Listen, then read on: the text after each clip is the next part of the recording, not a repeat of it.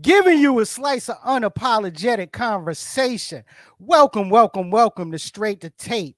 My name is C. Perry Elysia II, the Mr. Fantastic of podcastings, Fantastic Four. First, the comedian, professional joke slinger, Tico de Gallo. What's good, Tico? People talk it. I live it all day, every day, twice on Sunday, 3 times on a holiday, but never on a teacher's workday. Well, what exactly do you do on a teacher's workday? What do I do on a teacher's workday? What are you doing on a teacher's workday? I work teachers. Saw that coming a mile away. Yeah, I know. But it was good though. It was good. Well, thank you. Great minds think alike. Hey, Robert. Hey, Robert. Hi there. Hi. How are you? And Hey. the first lady of S2T, the quintessential hip hop mom, Keisha with a Y. What's good, Key? What up, y'all? I'm Keisha with a Y, hip hop mom. I'm cute, smart, and I cuss. Some days. A lot. Regularly. Yeah, a lot. Very much so a lot. Very much so a lot. And of course, our social media assassin, number one, Rob Maximus. What's good, big man? Man, I'm in the building. You know how I get down. I'm ruggedly handsome. I'm geekishly intelligent. And I'm here to bring a balanced perspective. I'm going to make you motherfuckers think. That's how we do. That's how we do. And that's how we going to do today. That's how we do on Straight to Tape, of course. Yeah. And of course, our permanent guest host. He hosts his own show, Intelligently Ratchet, which you can catch on Wednesday nights, 9 p.m. Eastern Standard Time on Facebook Live, ladies and gentlemen. Bishop Omega, aka B.O. Baracus. Yo, what's popping with y'all? How's everything doing? You know what I'm saying? Anti-Joe Buttons, anti-Odell Beckham. You know what, Bishop? Now that's some shit. That was real shit. That's real shitty of you, bro. Real shitty of you. Yeah, very. Y'all So stop trying to now, dog me out. What the BO stand for? Bojangles? My Bishop Omega.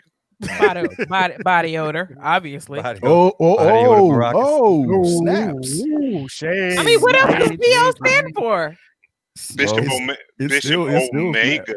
Body odor. It still snaps. You didn't put a period. You got to put periods in between. Nah, man. I could be No, Bo Baracus. You can. I hate it. Lord. And look, ladies and gentlemen, thank you for Straight to Tape, which you can catch us on Sundays, 2 p.m. Eastern Standard Time on Facebook Live The and crickets aren't on running YouTube fast Live. enough. Shut up! Shut up. Okay. Yo, she said. Also, you She can said he got an army of crickets over there running his internet. Yo, fuck yo. fuck Oh my God. That shit remind me of the Flintstones. I can just see the motherfuckers in this damn computer right now. Just, I put Hell makeup yeah. on to do this damn show. Lord, have Oh my God. Oh my God. Now go ahead, Yo, P. do that. really? Sorry. Really? Lord, bro. Okay. Oh my Where's God. my Now t-shirt? look, the audio version of Straight to Tape is available on your favorite podcasting platforms. Link will be in the comments section if you want to go by there, check us out. Also, catch us on all of our social media platforms, IG, Twitter, and Facebook. Make sure you follow, make sure you like, make sure you subscribe, and make sure you share. If you're watching this Share. episode right now, go ahead and hit the share button, share it on your Share, timeline. share, Make sure share, everybody is share. turned on to your favorite podcast. Yes. Now, yes. Now, you know, we took the holiday off, ladies and gentlemen, and now we are back. And yes, we do have a lot of things we're going to talk about today. All right. Oh, but we had a good time during the holiday. Yeah, I'm hoping everybody had a good time during the holiday. No doubt about it. Yeah, man, we had a great time. Yeah. Now, before we get started, is there anything that anybody needs to share? I yield the floor to I yield my time right now. Is that what you're doing, really? I yield my He's time. yielding his time, believe it or not. Oh, wow, I am shocked. Oh my Commissioner, goodness. I would like to take his time if possible. Yes. Go ahead. Yes. Go ahead. Go ahead and take your time. Go ahead and take your time. Well, I like to share happy birthday to Bobby, DJ Assassin. Absolutely. Shout out to DJ Assassin. That was a great outing he had out, and me, Keisha, and the crew, we was all out there doing our thing. It was so good to see everybody out there, and I think Key can elaborate a little bit more about, you know what I'm saying, about what was going on. But it was a good time, man. It was a good time to see everybody. It was DJ Assassin's 50th birthday. He had a party at London Bridge, downtown Raleigh. Mhm. It was awesome. Indoor, outdoor venue, wear your mask inside, everybody outside in their little like selective groups, socially distanced. Music, food, drinks. Who was there, Key? Yak Who Front, all of them.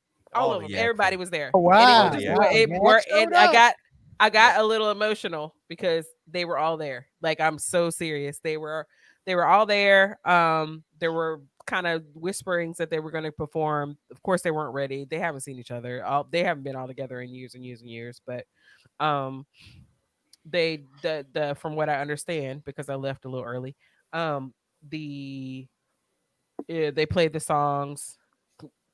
Everybody was receptive, and I talked to Jingle Monday or Tuesday, and he said they went to the studio and they've been talking about stuff. So, you know, That's exactly what I was getting ready to say. It was super dope to have them all together there. Well, yeah, I hate that I missed those brothers, you know what I'm saying? But I'm glad that they were together. I saw pictures of them all together, so that was really good to see. Yeah. And you know, I'm hoping I get to see those guys really soon, you know what I'm saying? Yep. Terminator X was there. Exactly. Mike G was there. He told me to tell y'all get love. Mike G from the Jungle Brothers, friend of the show. Yeah, most definitely. Yeah. There was a lot of cats out there. Nice. Not a lot, Nice. but a lot. You got anything else? You got anything else you want to share, Tico? Because I know we wanted to mention that, but I have a feeling, I have a sneaking suspicion that that's not really what Tico wanted to talk about. Ultimately, I think that was a setup. So no. That's what I wanted to share. That's what I wanted to share. Are you sure? Mm-hmm. Okay, all right. Now something also tells John me. Henry, I'm joking. Shut your ass up. I think that I think Perry is anxious to share something. He seems like, you know what I'm saying? No. I don't even think we need to talk about it, right? I don't even think we need to talk about it because if y'all can see our group chat, okay. Oh, so yeah. No, we ain't going there. We ain't going there. Okay. Okay. What you got to share? I don't have anything to share. We're not going on the group chat yet. That was some funny shit. But go ahead. I don't have anything to share. Perry, if you want to share something, share God, something. okay. Share something. I Jesus, this is I'll pregnant share. pauses. Okay, sorry guys. I'll share. I did get something new in the mail. Hurry up, nigga. Yeah. And Lord, okay. Let me show you what I got. Evidently, it's not a router. This is no. Shut up. Shut the fuck up. Anyway. Okay.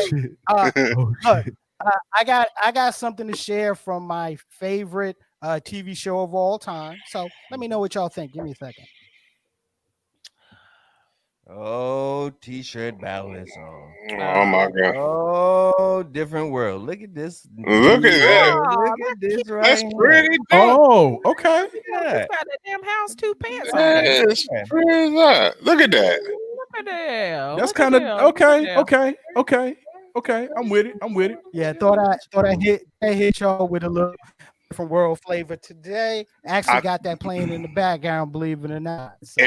That's probably why your router is messing up. Yeah, you really need to cut that shit off, You bro. probably should turn your TV off. You should not stream a different world Yeah, probably. on Kobe. Thank Do you, Whitney? Do you, Whitney? Do you? Just die. Die, Dwayne, die. Yeah.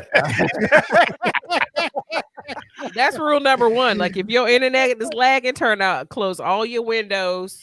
Mm-hmm. Oh, Lord, And turn everything up all the closed, internet guys. stuff. God, okay. You know you got 5G out Everything here, is and on. you on G2, so you know what I'm saying. That mug got two. We say you got 2G networks. 2G networks. So anyway, so like Hey, look, I don't get enough of that. But So yeah. Rob, let's stand go. up, Rob. Oh, look at Yeah. Rob smoking the beard. So Go ahead, Rob. so Go ahead. so Like Fee, you ain't got no heat on you. so Fee, our illustrious staff member, she our executive director of administration, all that good stuff. She missed it when I gave her the Philadelphia International shout out. That was for her. She was feeling under the weather that particular day. But this one is a shout out to my girl Keisha with a Y. So I want you to feast your eyes on this right here. What you got? What you got? Ooh. That's Felicia too. We're Majestic. sisters in love. We're sisters in love for De La Soul. Majestic.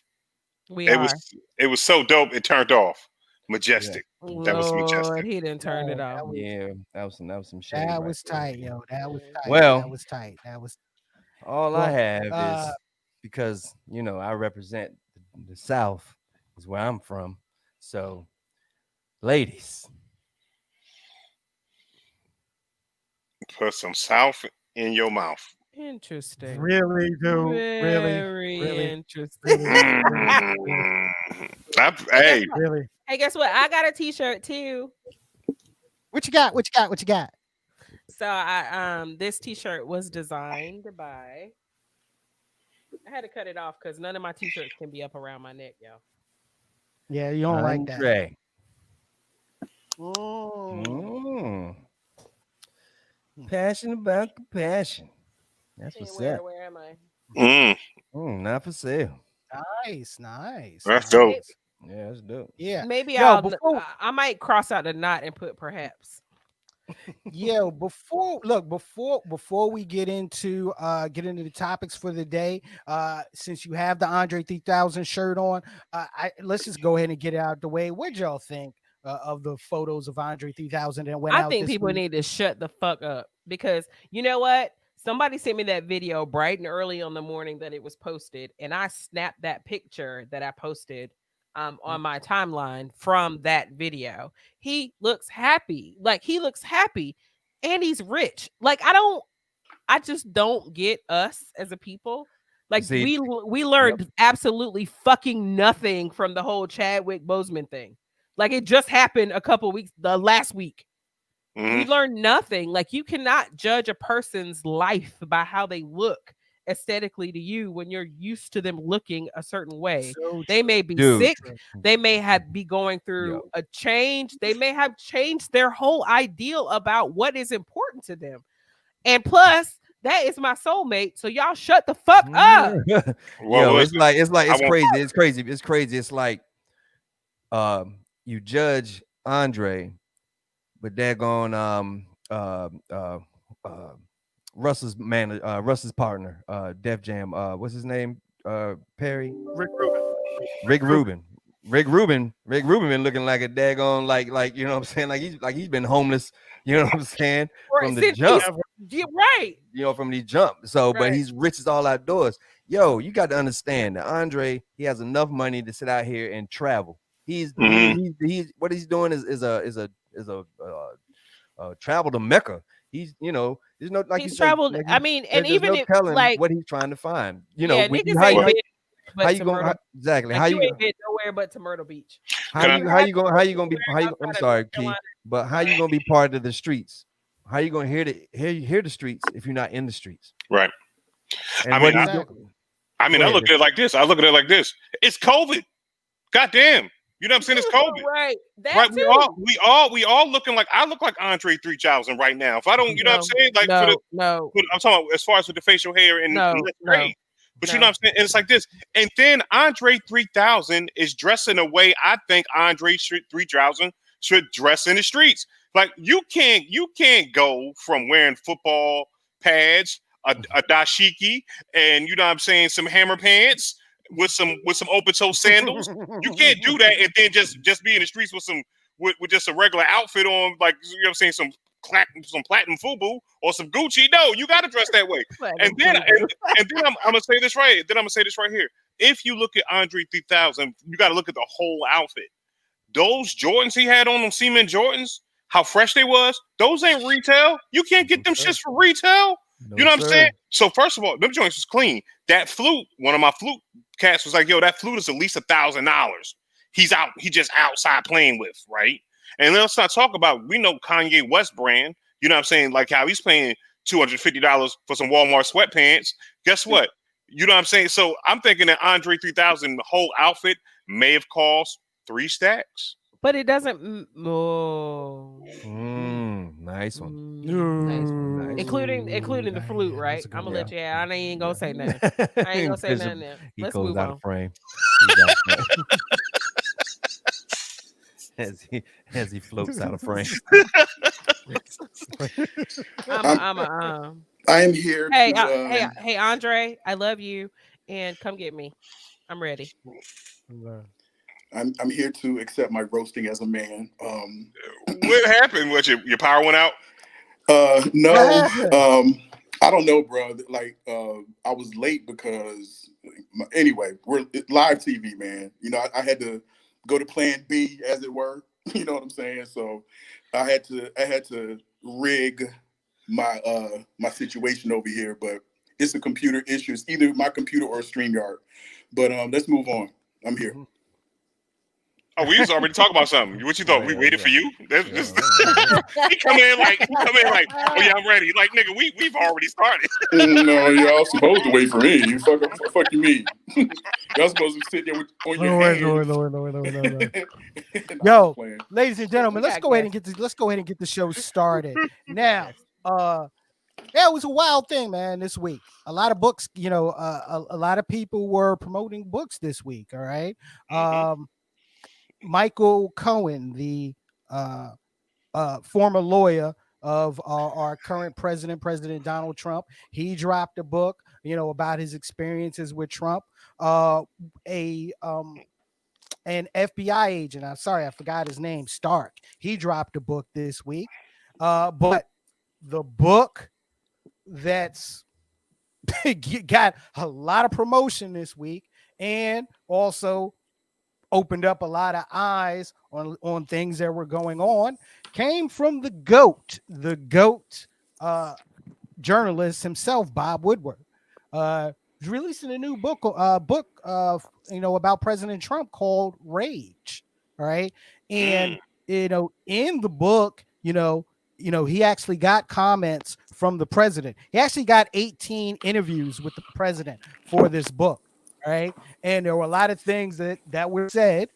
And not only were the things that were said in the book, you know, hit the media, but the man came with receipts. He actually had released the audio tapes of his conversation with the president. And some interesting things came out of those interviews, all of them, especially as it related to things like COVID. Well, you know, I just want to downplay this. I just want to downplay this conversation. I want to downplay this conversation because I've been downplaying it from the beginning. These things we ain't gonna talk about. We ain't gonna talk about this because I don't want y'all to panic. Exactly. I'm just gonna downplay the ultimate. We're not gonna talk about the ultimate. We ain't gonna talk about.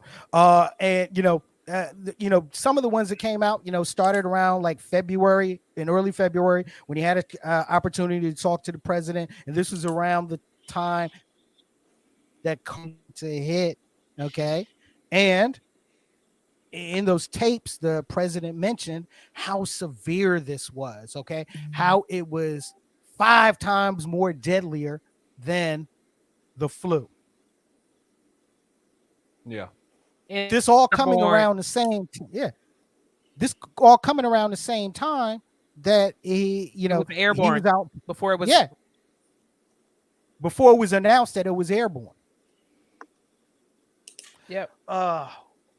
So, guys, of course, I always like to ask first thoughts. When this started dropping, what were y'all first thoughts? Well, my first thought was, I miss you, Tom Hanks. Shut up. Leave Tom Hanks alone. Look, my first thought on this, man, was like, as the president, you know a lot of stuff. We all have seen Barack go into the room with black hair and come out with gray hair. We've seen that from all presidents. I think that he just got too comfortable and started just, just spewing out facts. Right. For once. The truth. For once. Right. And right. And it backfired. He must have thought, because y'all got to realize this journalist has a way of making people feel comfortable. You know what I'm saying? That's the point of a good journalist, is to make you feel comfortable to sit here and to say the things that you got to say. And when he said it, I was just like, man, I knew. I already knew, I knew it. And he just, just put the, the seal of approval on it. Like, there it is. Yeah. So that it's all about money. And as far as the pandemic, as far as getting people panic and scared, shit, that was already happening. The whole world was already, was going through that. So that was my whole thought, was just like, yo, what a money grab. And and if everybody else doesn't see it, then shame on you. Yep. I mean, the way I looked at it was this right here. It's kind of like this. It's one of those things for his supporters, because you know how you be like, we could talk to them till we're blue in the face, and they always going to come up with an excuse. But this go round, it's like, there it is. It's on tape. You can't defend this shit no more. Yeah. Yes, they can. Yeah, you can't defend it. You can grab him in the pussy. Grab him by the pussy. Right. Yeah. What they do? What did they do when it came down? Women were wearing fucking vagina hats and vaginas on their chests, like what I'm saying it was all good. So yeah, shit's crazy. Look, I want to drag a guest into this. Ladies and gentlemen, this is definitely a major friend of the show. Oh my God, we want to talk about a hip hop renaissance man. Okay, MC, producer, chef. Chef, club owner, everything. Okay, ladies and gentlemen, let me bring my man Big Delph into this. Yo, Big Delph, what is good, my man? What's going on? What's popping? Delph, how y'all? What's going on, man? Doing What's good, goody, man? Doing good. Well, look, man, glad to have you on the show, man. And we're talking about the Trump tapes, okay? And one of the reasons why I wanted to bring you in is because me, I like to hawk social media, and I saw a comment that you made in regards to this, okay? But first things first, all right? First things first. For those that don't know, all right, a couple of months ago, our man Big Delph had to make a run to the hospital. When he made a run to the hospital, well, dude, let the people know, when you made that run to the hospital, what were you diagnosed with? Yeah, I was diagnosed with COVID, just like COVID-19, bro. So yeah, I contacted it somehow. Not sure how. Tell us what was leading up to it, as far as symptoms and how you were feeling, how you started feeling, and then what led you to make that move to the ER or whatever. So maybe it was probably 4 or 5 days, and I think like I was coughing, and it kind of gradually started getting a little worse, and then I was I was standing up, and I almost like passed out. So what I'm saying, so I came home, And I was like, I told my wife, I said, something's not right. And then, like, on the way to the hospital, driving, like, I knew before I got to the hospital, I knew I had it because my body has never felt nothing like that before. Mm. So, boom, get to the hospital, they, you got to mask up, you got to put your, get your temperature taken. So I went to the hospital and it just went bad from there. So the symptoms, man, while I was in the hospital, I was in the hospital for 2 days, right? Mm-hmm. And the symptoms, they were feeding me with something that were keeping the symptoms calm, right? So the doctor was like, there's really nothing I could do for you. You got to let it run its course. There's no medicine for it, of course. Y'all know that. Mm-hmm. You know what I'm saying?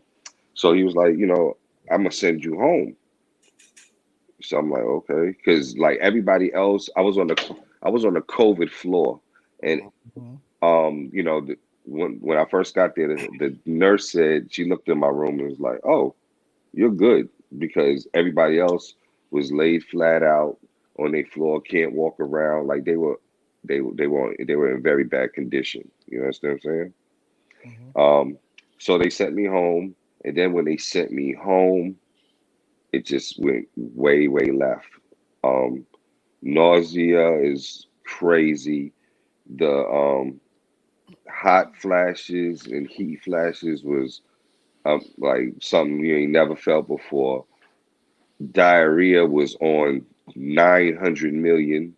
Um, it felt like Tyson was just beating you up while you were sleeping. Damn.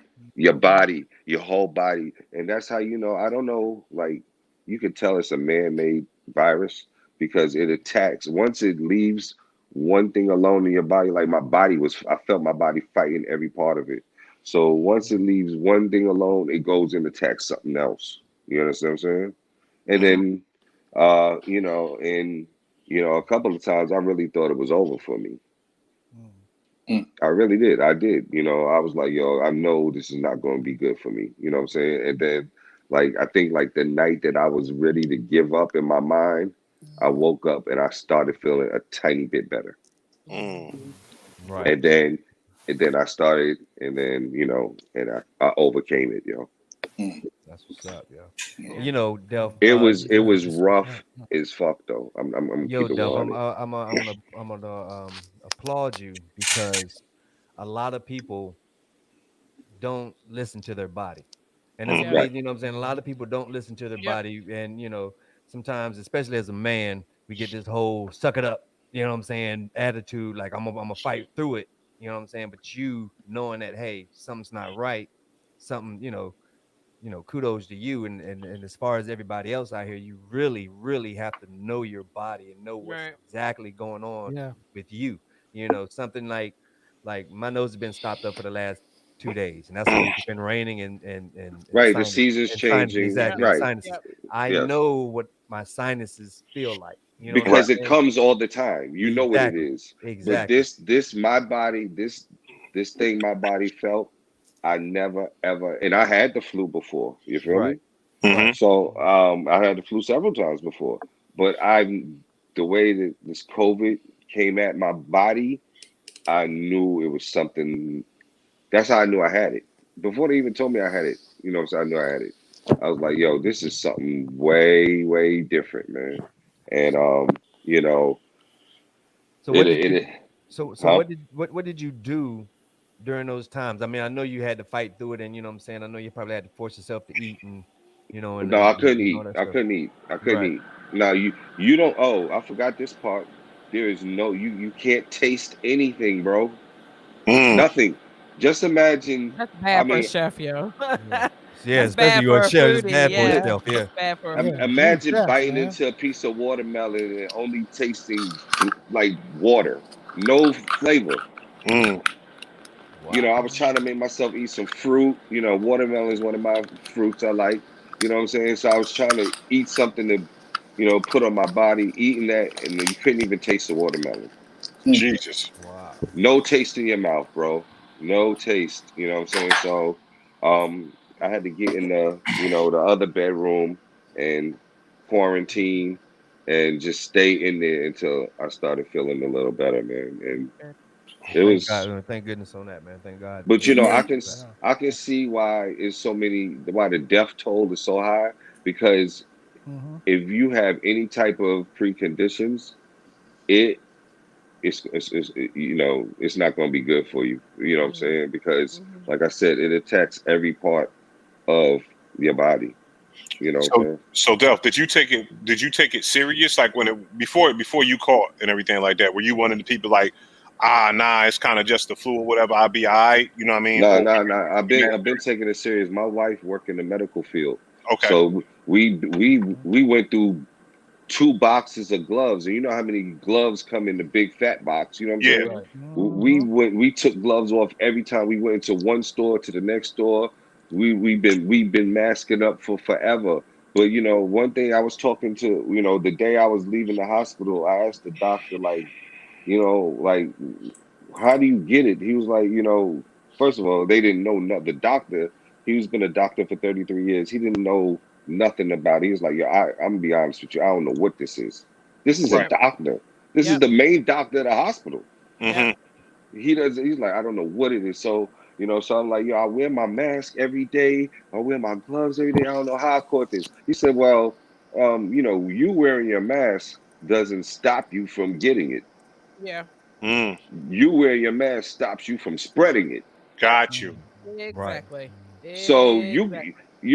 wearing a mask kind of reduces, the chances, but it don't stop you from, getting the virus. You know what I'm Yep. saying? I was in a restaurant one time, me and my friend, and not too long ago, right? Like shortly after everything opened up.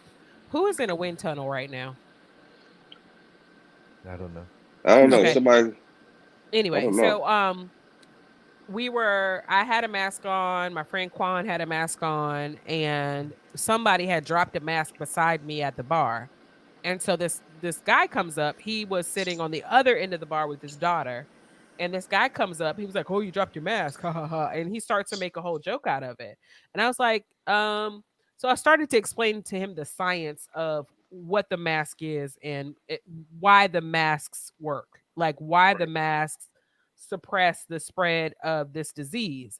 Mm-hmm. And so I started out talking to him. I was like, "Yo, like it's not funny. Like Right. the mask prevents you from spreading." And as soon as I said that, he started to talk and spit flew. I saw it. Spit flew from his mouth like out. It didn't get on me because I was like, whoa. And the Matrix on him. Right. And I was like, hey, I'm not trying to be funny, but you started talking and spit flew from your mouth. And he was like, really? And I was like, yes. And that's why you need to wear a Wear your fucking mask. mask. Right. Yeah. You But know what I'm not only saying? that, the doctor was schooling me, you know what I'm saying? He was like, yo, look, the way that, if and I think, the whole topic of this whole conversation today is about, you know, how Trump didn't tell nobody. You know what I'm saying? Mhm. Like Mm-hmm. Right. he could have been put everybody onto game that, yo, listen, really he had the power to make everybody wear a mask in the world. Really he did. Mm-hmm. Yeah. If he would have did it the correct way, and if he wanted to do it, he could have done that. But he did not do it. Yeah. And so the whole world was deceived. You know what I'm saying? Like Right. we got played, yo, in our faces, and then and there's people still to this day are like, going out to Walmart or anything, they just refuse to wear a mask because they don't want to be told what to do. Right. You know what I'm saying? Not saying, oh, okay, I might catch, because for me having it before, I'm not playing no games. You feel me?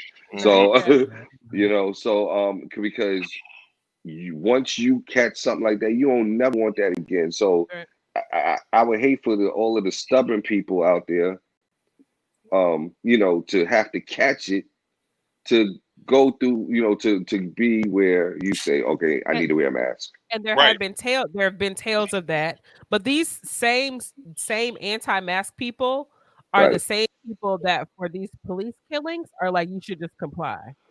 So we kind of know what the demographic of those people exactly. are. Right. Those people, the ones that say you should just comply. Like the police can walk up to you on the street and be like, let me see your ID. You ain't doing nothing. There's been no crime committed. You ain't.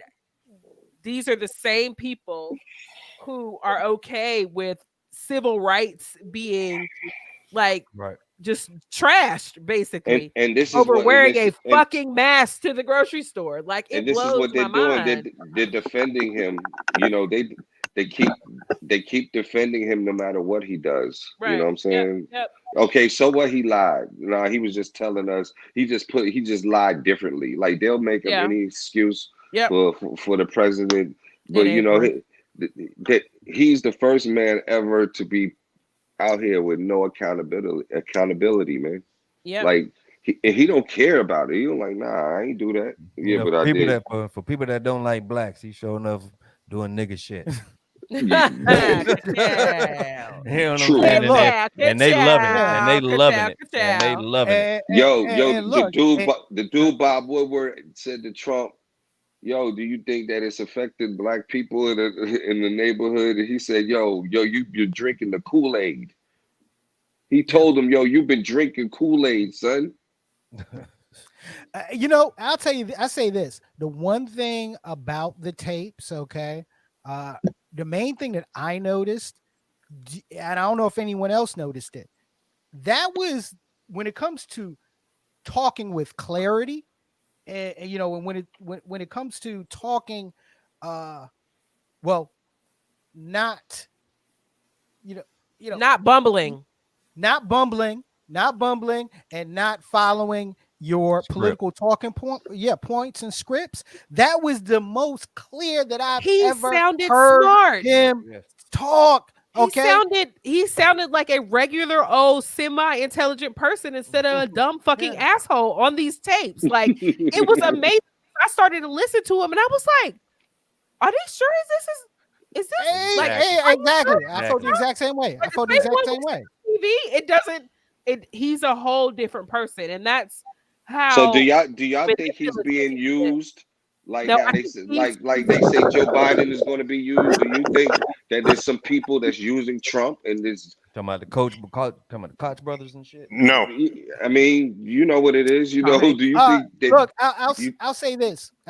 He's been used since the beginning of his presidency because of what he's able to provide. All right, being able to put have a list of judges, of conservative judges on the federal benches for lifetime. That's what he was being used for. He was being used to put things in place. Okay, that's what he was being used for, and he knew he was being used for that because he used he used them in the same way to build his empire, himself and his family up. Okay, but as far as his presidency, the way they protect him, he's got to be being used. You know, they just protect him like, yo, they got his back like 100. If black people had they back for everybody like the way they got his back, yo, we would be much further because they got his back. No matter what, right? But no matter what it is this right here. It's kind of like this. If you got an agenda to go to get across, what do you deal with? You deal with somebody that just wants the fame. It's kind of like we've all seen Iron Man 3, right? You know what I'm saying? So if you look at the Mandarin in Iron Man 3, that's essentially what Donald Trump is. You know what I'm saying? Right. He's the man. It's the cast is working behind him that's getting everything off. He's just an actor. He's just doing it because what? I'm here to have a good time. I didn't run Donald Trump. What Donald Trump says to me is this. It's like I'm running for president in 2020 or 2024. I can run I'll be 44 then. If I run for president, I really don't want to be president. I'm just running it because guess what? Perry and Delph think that shit is cool. You know what I'm saying? And you know what I'm saying? Like, get a couple pictures, my man Bishop running for president. You know what I'm saying? And it's like this. It's for my homeboys. Oh, y'all, I want it for real? Oh, what? Yep. You mean I gotta really do this motherfucking job? Like, you can't back out then. You know what I'm saying? I thought this nigga was gonna beat me. I thought Kanye was gonna beat me. Man, come on, man. Y'all gonna put my ass in this shit. And then it's like, that's what it happened. It's like, yo, I'm a narcissist, so I'm gonna run for president. And this is what happens when you get a narcissist running for president. He thought it was gonna boost his. He thought he's gonna get a new. He was trying to get a new deal with NBC. Let me run for president. Let me get a new deal. Get $1 billion on that shit. But now you got to be president. Now it's like this. And then what he thought he was doing, which most smart businessmen do, I'm going to put people that are smarter than me around me. And unfortunately, he wasn't smart enough to find smart people. And that's what we're dealing with right now. And then, I'll say this. No, at the beginning, he did have some adults in the room, but he chased those adults away. Actually, Michael Cohen he fired everybody, man. Yeah, exactly. Anybody who doesn't agree with him, he fires them. That's where the narcissism comes into play. Yeah. Right. Exactly. And actually, Michael Cohen brought it up best, okay, when he said this week that, Trump's run for presidency was a great infomercial. That's what it was supposed to be, an infomercial, because they weren't expecting to win. And now then he won. Right. I've seen this movie, man. I've seen this movie played by Robin Williams. It's called The Man of the Year. I never watched that. I'm gonna have to watch that tonight. Is it good? Or is it informative? Yeah, because he's a comedian, but he's a political comedian. Right. He does a show sort of like what's your man? Like Bill Maher? Yeah, like Bill Maher. And the people are like, you know what? You should run for president. And they put his name on the ballot and he won. Wow. And he won. And he didn't want to be president. He was doing it just to, to shake up the political arena, and wound up winning. So it's a good movie, man. It's a good movie. I shall bring to light again the Society for the Decency of Animals. It is a real thing. Go Google it. It was a similar case that Tico was talking about in that movie, where a comedian, an actor, decided to bolster up this whole movement about naked animals and how they should not be naked. And so back in the, what was it, 40s, 50s, 40s, 50s, if you see art from back then and the animals have clothes on, it's a direct result of this movement. What's the name of it? The Society for the Decency of Animals. Wow. So this guy, I was gonna, sorry, Key, I just had to ask, is that how we got those pictures, those paintings of dogs playing pool? That may have been around the same time, but like monkeys animals did have clothes on, and all of the donkeys with clothes on and stuff. It was a whole thing. And so there was a whole, like, citizens signed on to this movement, and it was all a joke. Like, it was all crafted in this comedian's mind, and then he comes out like, "Ha, I'm a comedian." Like, wow. I'll look it up and post it on the page, but it was a whole thing. So people bought into this false movement, basically, right, and started putting like pants on their dogs and shirts on their cats. Like, it was a whole thing formed just because this guy felt like it, basically. Yeah. I mean, just imagine if the roles was flipped and Barack was talking the same shit that Trump was talking in the same manner. It wouldn't fly by. That shit would not fly by at all. He would have been out of there. He would have been out. Exactly. Yeah. Though, because there's a way that as far as we were growing up, there's a certain way that a president's supposed to act or supposed to be. And he just like, I mean, I still think it needs to be that way. It's just that it's kind of like fading away in these 4 years. You know what I'm saying? Right. Yeah, because what they're trying to do is make them seem like I'm just like you.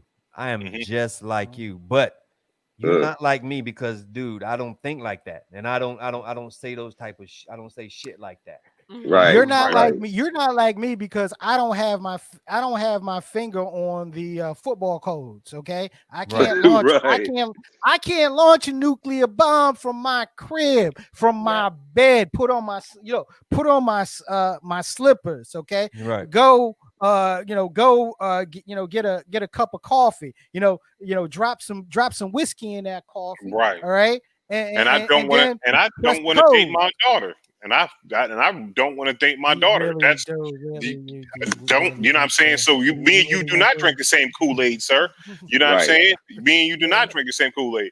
I'm drinking Kool-Aid. He drinking Flavor Aid. Right, flavor. You on the other shit. But yeah, what it is, man. I think what it is this right here. Because of the fact is, because a lot of times when people bring up why people like Donald Trump, I remember when we had 8 years of Barack Obama, and I remember I was in a barbershop. Shout out to Changing Faces in Durham. I was in this barbershop and they were playing. I think it was on CNN or NBC when President Barack Obama, when he was still a senator, when he announced his running for presidency, and they were taking live calls. And this dude said he's got a better chance in winning than I do doing brain surgery, and I'm a truck driver. And I said, oh shit. They do not. What it is a whole percentage of the country that think the same people that didn't think blacks could be quarterbacks and head coaches, they still think that way, right? So what happens is that then you get that same mentality, and now you had to deal with the fact in your face that a person of color could be president. Now you just like, man, I just need to get that taste out my mouth. What am I gonna do? I'm gonna hold my beer. Hold my beer. I'm gonna go with Donald Trump now because he's speaking because I had to be silent for 8 years. For the better part of a decade, I had to shut the fuck up. Now you can bring somebody that's talking that shit I like to hear. Let me go ahead all the way with him. Yeah, it's definitely. You know, it's the his demographics. Mm-hmm. You know, it's the loggers, it's the fishermen's down up in there, the coal miners, right? The one that's out here, you know what I'm saying, doing that hardcore, you know what I'm saying, shit. They the colored people or the white people. They're the white colored people. You know what I'm saying? It's like this. It's like what they don't understand is this right here, bruh. The difference is if you make certain laws to protect people of color, that trickles down or trickles up, whatever you want to call it, to you. That affects you also because they're dealing with the poor. You know what I'm saying? And the people that the have-nots. When you give it to the have-nots, and you're also a have-not, if you realize that you are a have-not, then guess what happens is all the have-nots get together, no matter race, creed, color, religion. If you have not, and you will go against the haves, guess what happens? That's when real change comes. And then you start seeing that shit.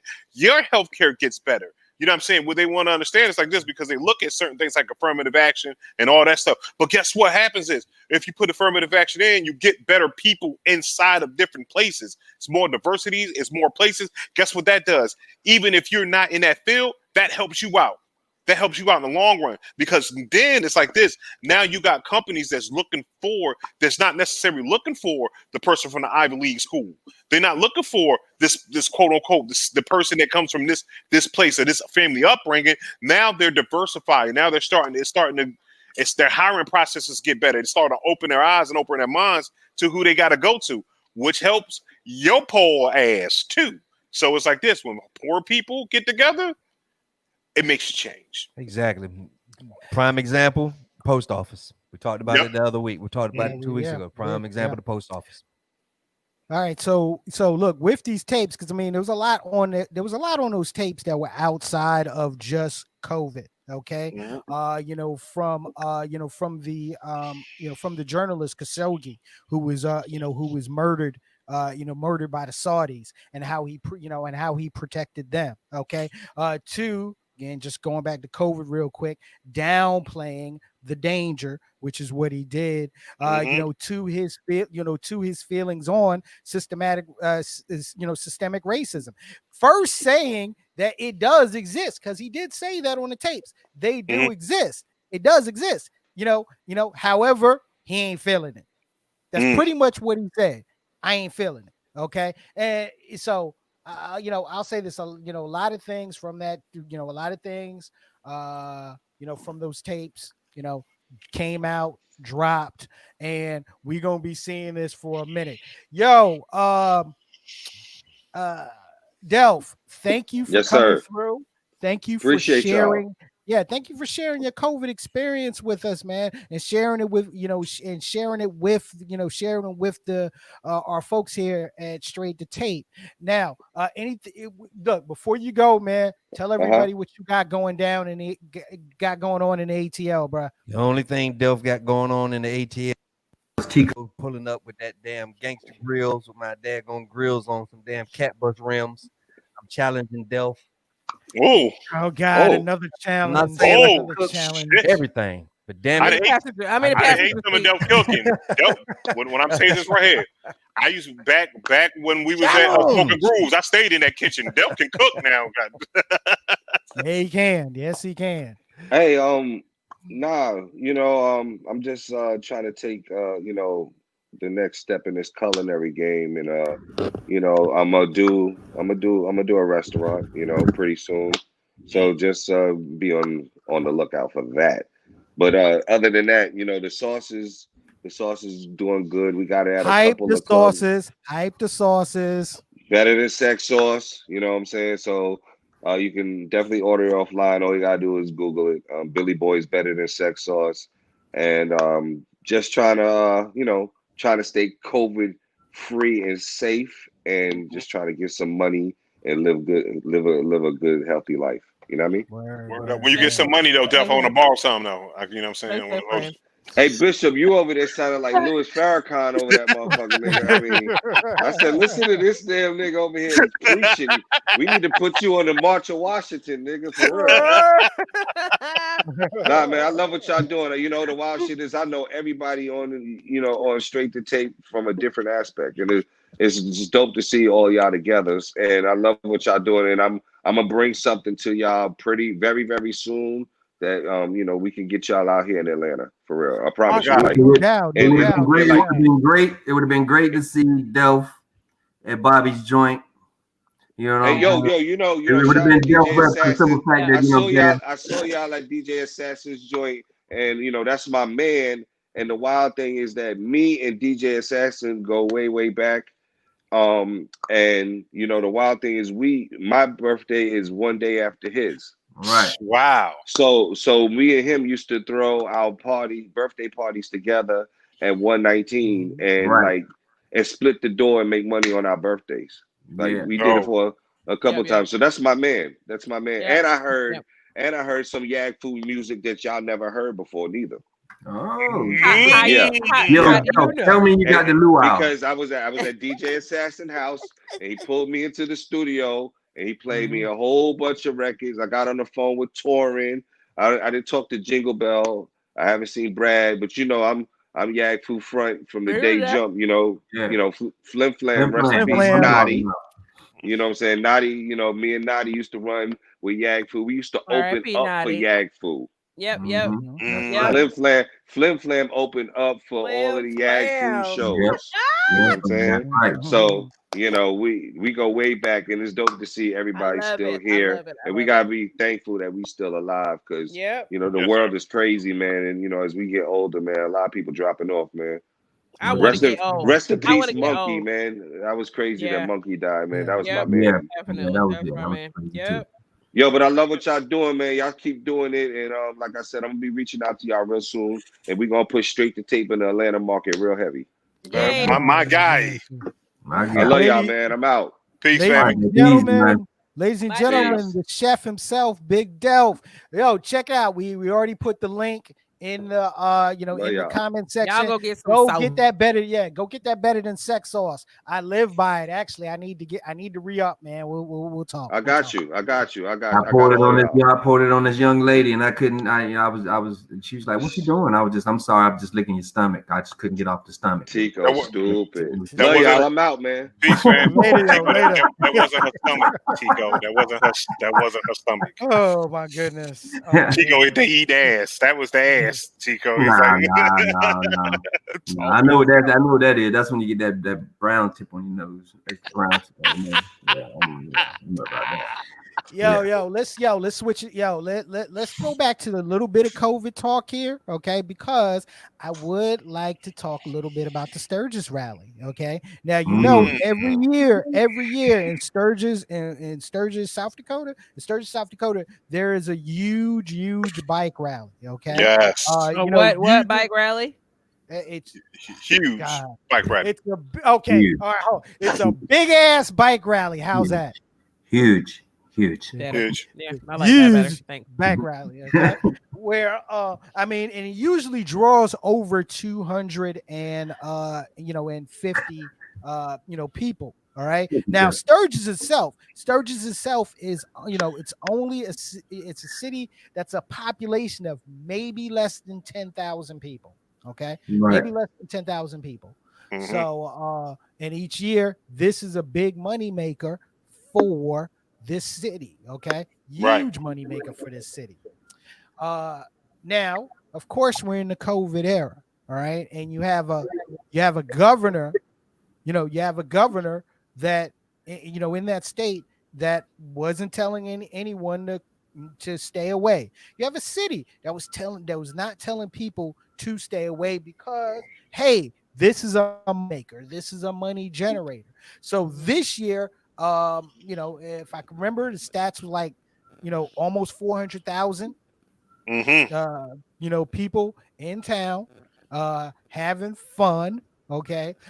Actually, one of my favorite bands actually performed there, Fozzy. Shouts out to Chris Jericho.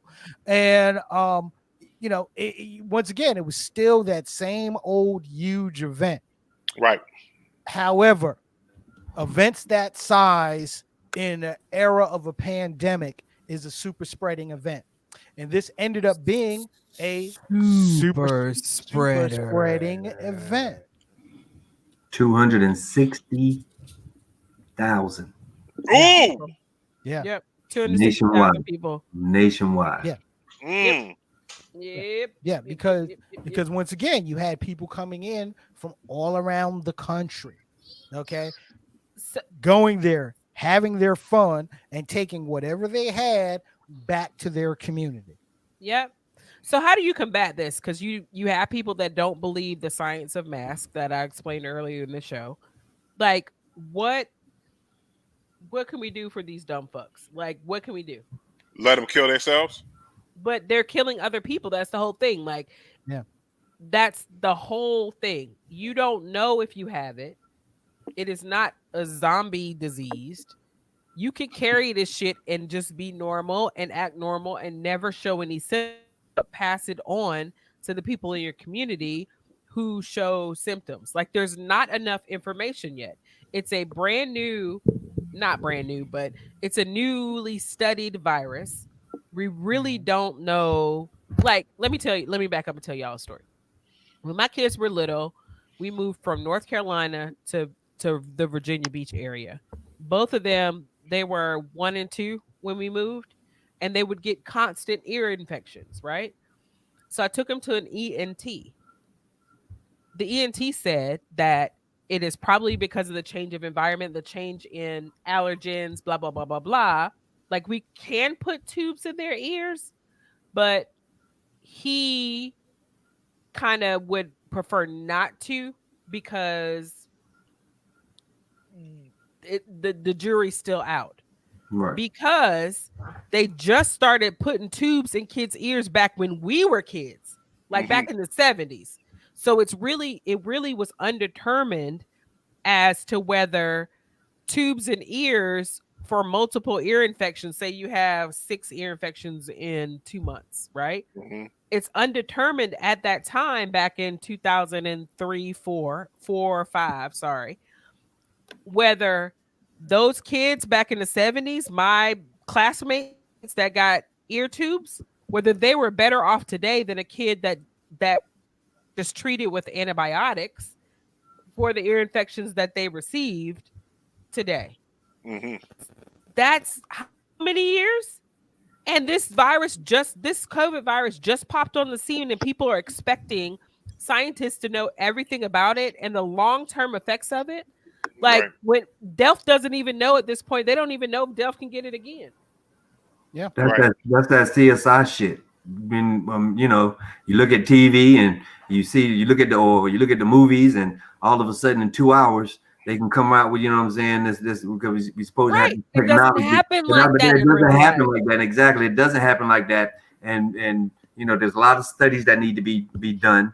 A lot of studies that need to be done. And they're still being done, and they're still going on, and there'll be more studies. But science right now says, and it makes sense, it's not like they're telling you to walk on your hands and clap your feet if you're going to go out in public. They're asking you to wear a fucking mask to prevent the spittle when you talk from flying off and hitting someone else in the eye or the nose or the mouth. That's it. It's simple science. So people that don't believe that simple fucking science, they're just gonna fucking kill yourself. Like it. But honestly, I'll ask this. But what do you say to the economics folks? Okay, that's exactly what I'm ready to talk about. What do you say? Yeah, I mean, look, and it's not. I guess I am kind of playing devil's advocate. What do you say to the folks that are hurting business-wise?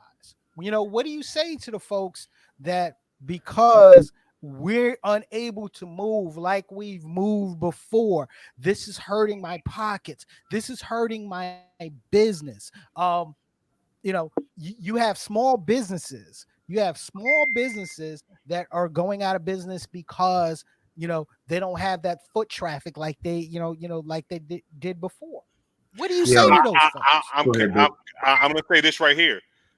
Listen, if you will put the fucking mask on, then we'll get past it faster, because there are a bunch of damn Asian countries that wear masks and are making tens and millions and tens of thousands of They've been wearing masks. They've been wearing masks. So it's like this, because if you want to be a small business that doesn't want to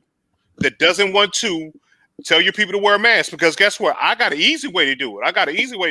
You change a little bit just jurisdictional law when it comes down to drinking. If you want to do a bar, okay, if it's a Saturday night, you get to drink on the street like they do in New Orleans. There you go. Here you go. You know what I'm saying? Or you come out and you cordon off a place where you could do a drink to go or some shit like that. You know what I'm saying? Or whatever. You know what I'm saying? So that way people still go to the bars, but now you can go ahead and you could drink somewhere else. You're not supposed to be drinking and driving, but if you're downtown in the city limits, if you're in the certain city limits, drink all downtown. They just did it at Article this year. They had bars sitting right outside, so you could go drink all downtown. Just do that every Saturday night. Say, hey, it's. But the Center of Health, Economics, and Policy, they did a study last week about this whole thing, and they said due to this spread of infection, it's going to cost the nation $12 billion. Billion dollars. So you know what I'm saying? That's hitting everybody, small businesses and all that. Mm-hmm. I mean, I get it. I truly get it. And you know, you need the money. You probably got your savings and all this in these stores. You know, and this happened at a very jacked up time. I get it.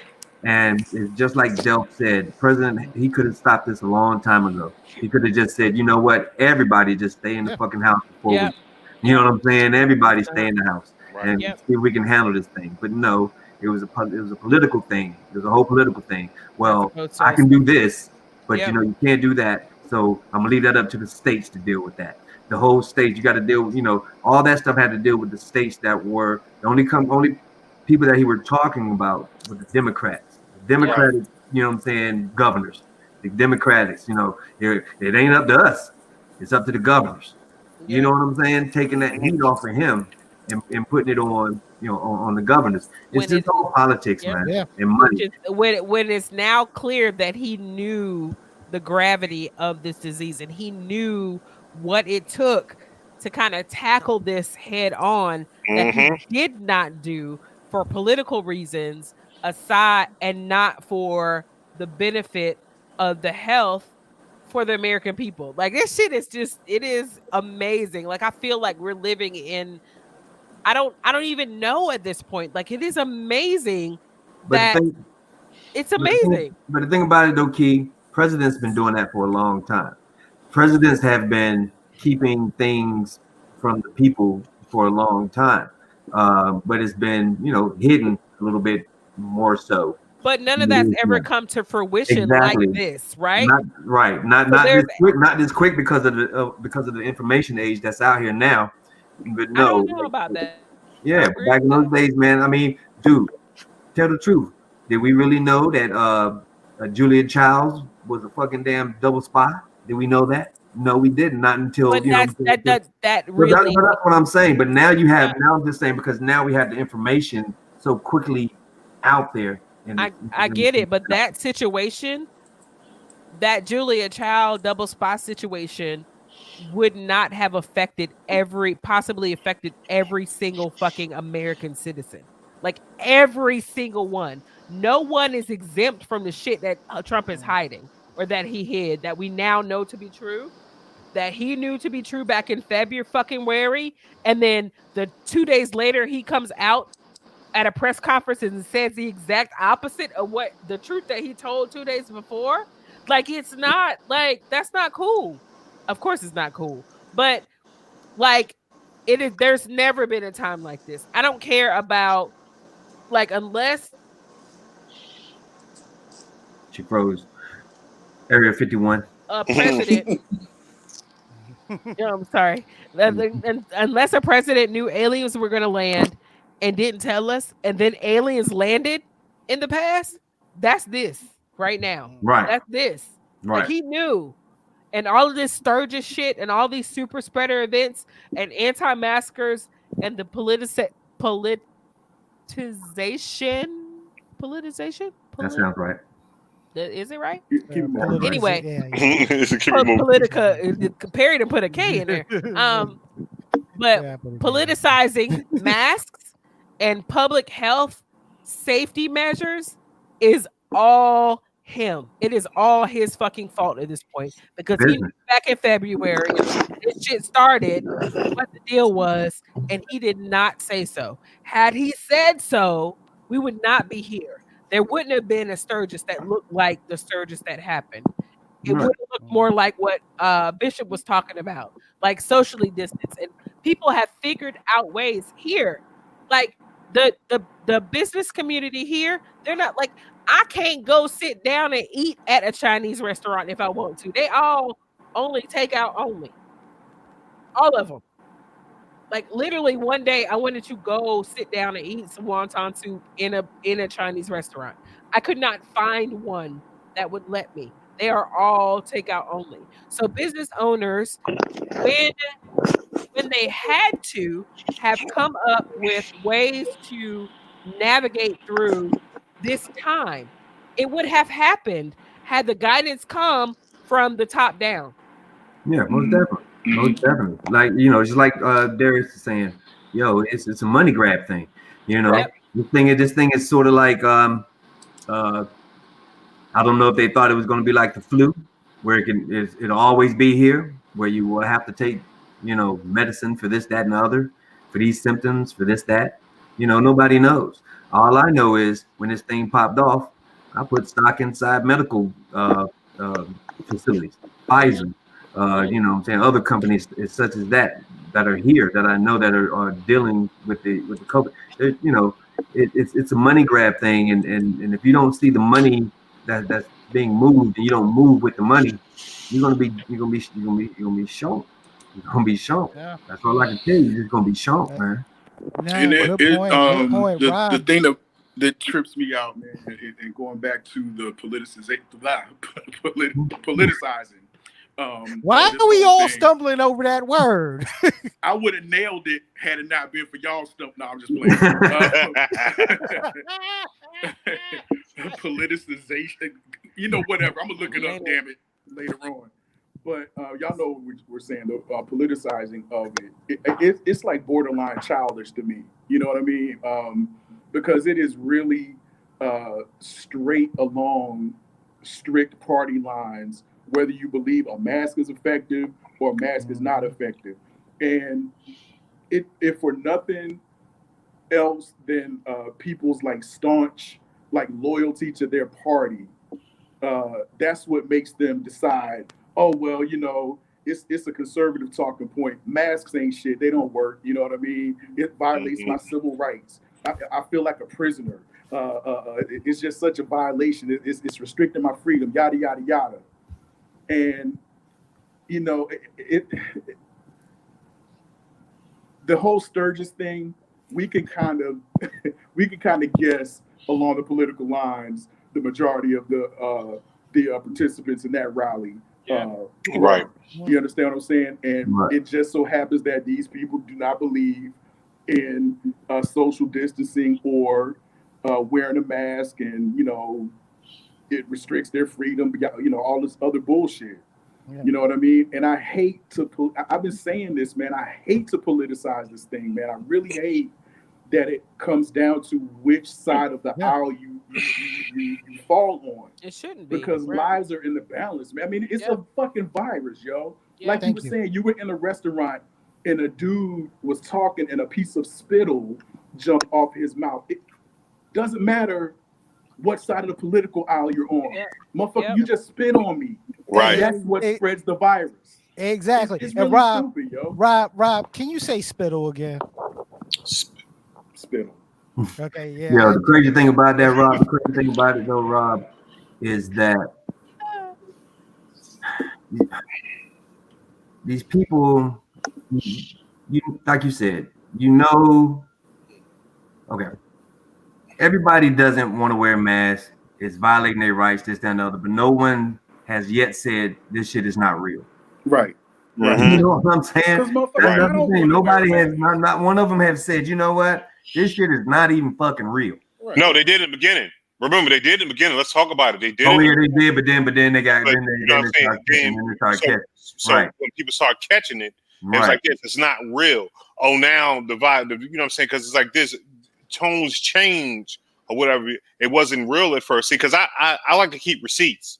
You know what I mean? A lot of people were out that mug saying that this wasn't real, and I said, okay, y'all saying it's not real.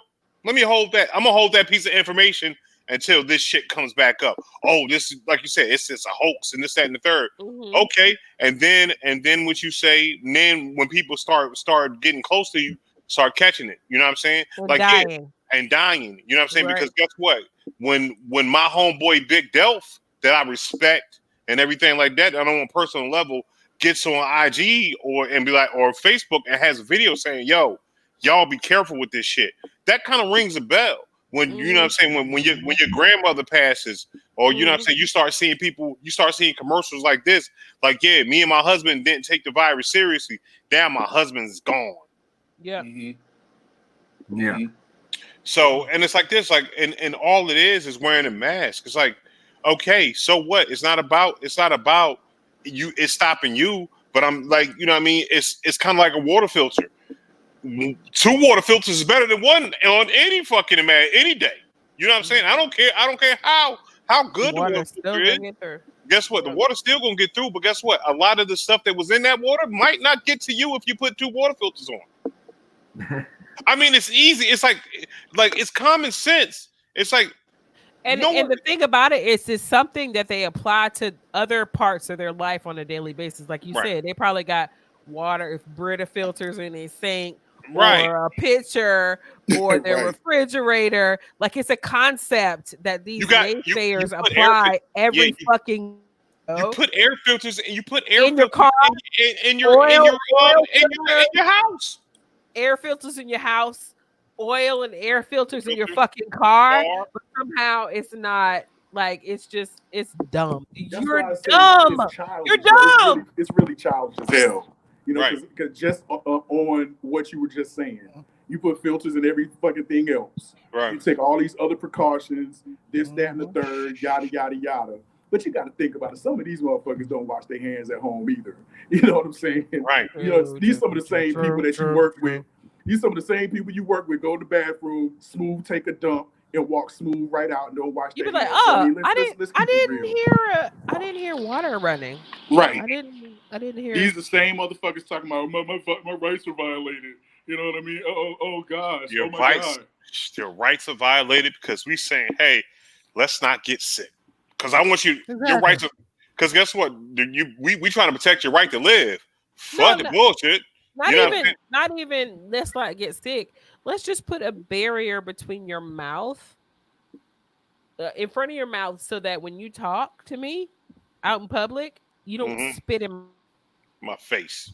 I mean, let's just be real about the whole shebang, man. This whole shit sat out when February the 25th, right? So February 25th, the Dow Jones was down like 900 points. Okay. So it was that right there is telling you that this was hitting the economy hard. So another reason why, you know what I'm saying, cats were, just downplaying the road, because a lot of people got money in these stocks, and they didn't want another thing where people taking their money out and just that and the other. We have to look at the trail of things and the timeline of situations. You know what I'm saying? All this stuff pops off. Tom Hanks gone. I mean, shit is fucked up. Stop it, man.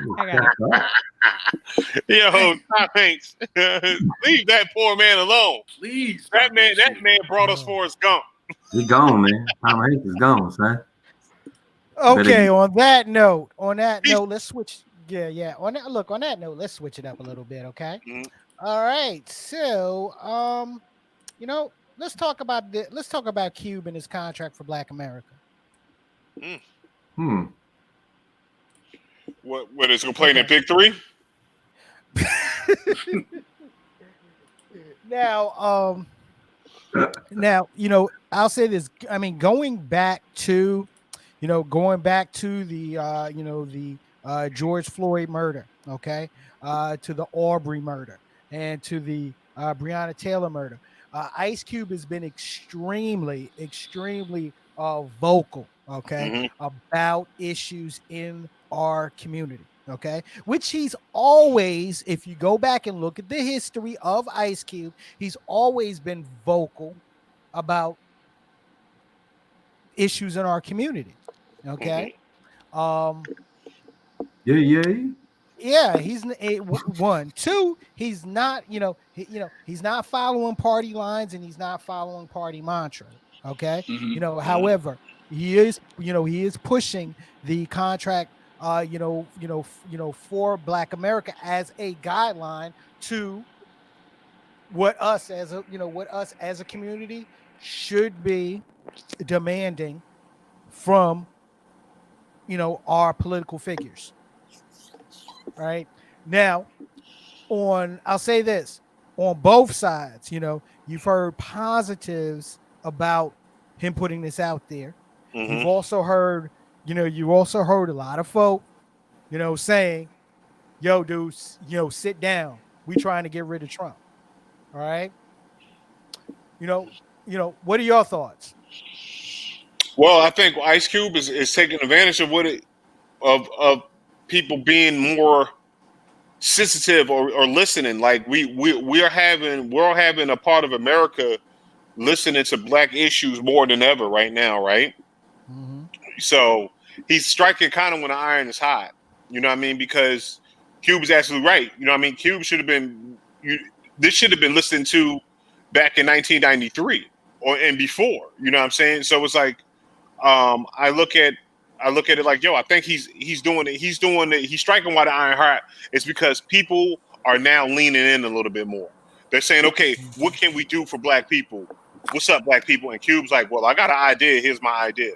So I think that's what he's doing it, and I commend him for it, man. Because some of the things in the contract are beneficial, to say the least. So. Ice Cube manifestos. Dude, I hear these conversations. We've been listening to these conversations for a long ass time. And as far as what Ice Cube is saying, he's right. I mean, he has some points, but is it going to happen? Who knows? But we should, as Blacks, not even just Blacks, just as poor people. I hate to say poor people. Just people that have nots. You know what I'm saying? We need to hold these politicians accountable for what they're supposed to do, because we elect them in there to do what's right for us, and it just seems like what they're doing is lying in their pockets. And we've seen this in Greece. You know what I'm saying? Not the movie. I'm talking about Greece. We've seen it in Rome. Greece, that's Greece too, right? Yeah. So we've seen it. We've seen it. Greece too. You know what I'm saying? We have seen it. We've seen the political reasons. No other country can come to this country and just bomb us out the water. Nobody can do that. The only thing that's fucking us up is us. Right. And once we start realizing that, hey, you know, I mean, you have to look at the history, man. The fucking history. When everything gets politicized, yeah, when everything gets politicized, you know, and it's always fucked up for the people.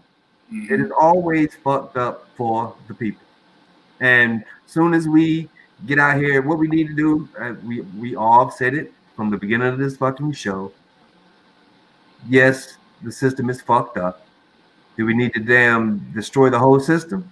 No, there's some bases, there's some strong bones there that could be, you know what I'm saying, that have some shit. But what we can do is knock down that old ass molded fucking drywall, you know what I'm saying? Right. And put another fucking piece up that bitch, or fucking damn add or make the fucking damn living room a little bit bigger, take out the closet.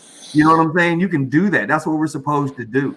And what we're doing is holding on to those that meat, that them claws that have us right then and there. Like, you know what I'm saying? Like, if I give them just this little bit, they just might, you feel me? And by doing that, it's not even black people that they're doing it to. It's all of us. It's all of us. And once people start realizing that it's all of us, dude, come the fuck now. You know? But yeah, I mean, so I guess his thing was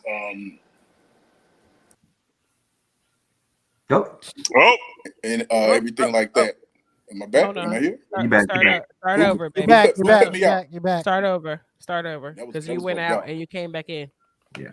So I'm just saying that I agree as far as you know, his whole sentiment that we have to make these politicians accountable and stop aligning ourselves with a party, you know, because we're not a monolith, but we tend to, and I'm talking about black people, we tend to vote monolithically, you know what I mean? But we're not a monolith, you know what I'm saying? And I think that if the bottom line is we just really need to stop just like wholesale giving our votes to any party and not holding them accountable, not, you know, giving them fits when they get in office, because a lot of times they'll pander and come to the black church and start preaching and talking in black dialect and shit. You know what I'm saying? And as soon as we vote them in, they forget everything that they promised. Like, come on, man, we got to stop that shit. So, I mean, like, weren't you just at my church saying we're my homies? I'm your homie. Right. Can I say something? Because, you know, I'll say this at the same time,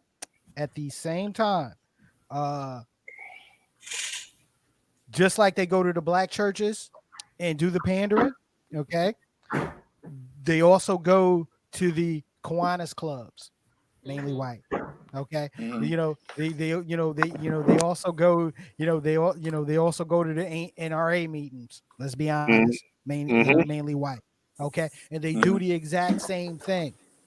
Okay, accountability is important. Okay, as black citizens of this country, accountability is extremely important, and it's something that unfortunately, you know, our community as a whole forget about once the first week of November is over with. Yeah, right. We got to stop that, and we have to stop that. If you guys have not read this contract with Black America, please go do so. I don't care what color you are. It is very detailed. I agree with a lot of the shit that's in here.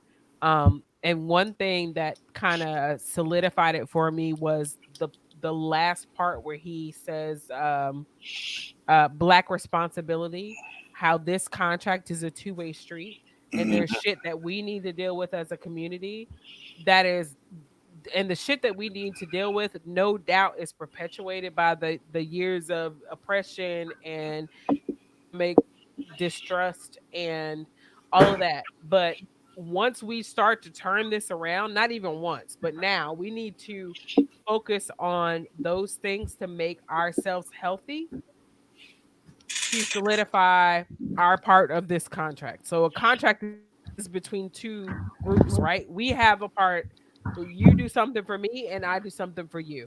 The weight of those two things may be not equal, but there's still a part that we as a community have to play in this contract to get us to a healthy society. Like it there's no doubt in that. But yeah, this is I like it. It's formidable, it's exact, it is very precise about what needs to happen. And I'm interested to see the outcome of discussions with the political.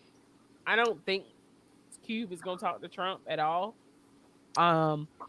But well, I know he did. I was going to say, I know he did have a meeting with the, with the Biden-Harris campaign. Yeah, he did. He did. There was no word on if he was going to, have one, with the Trump campaign. Okay, which if that's the case,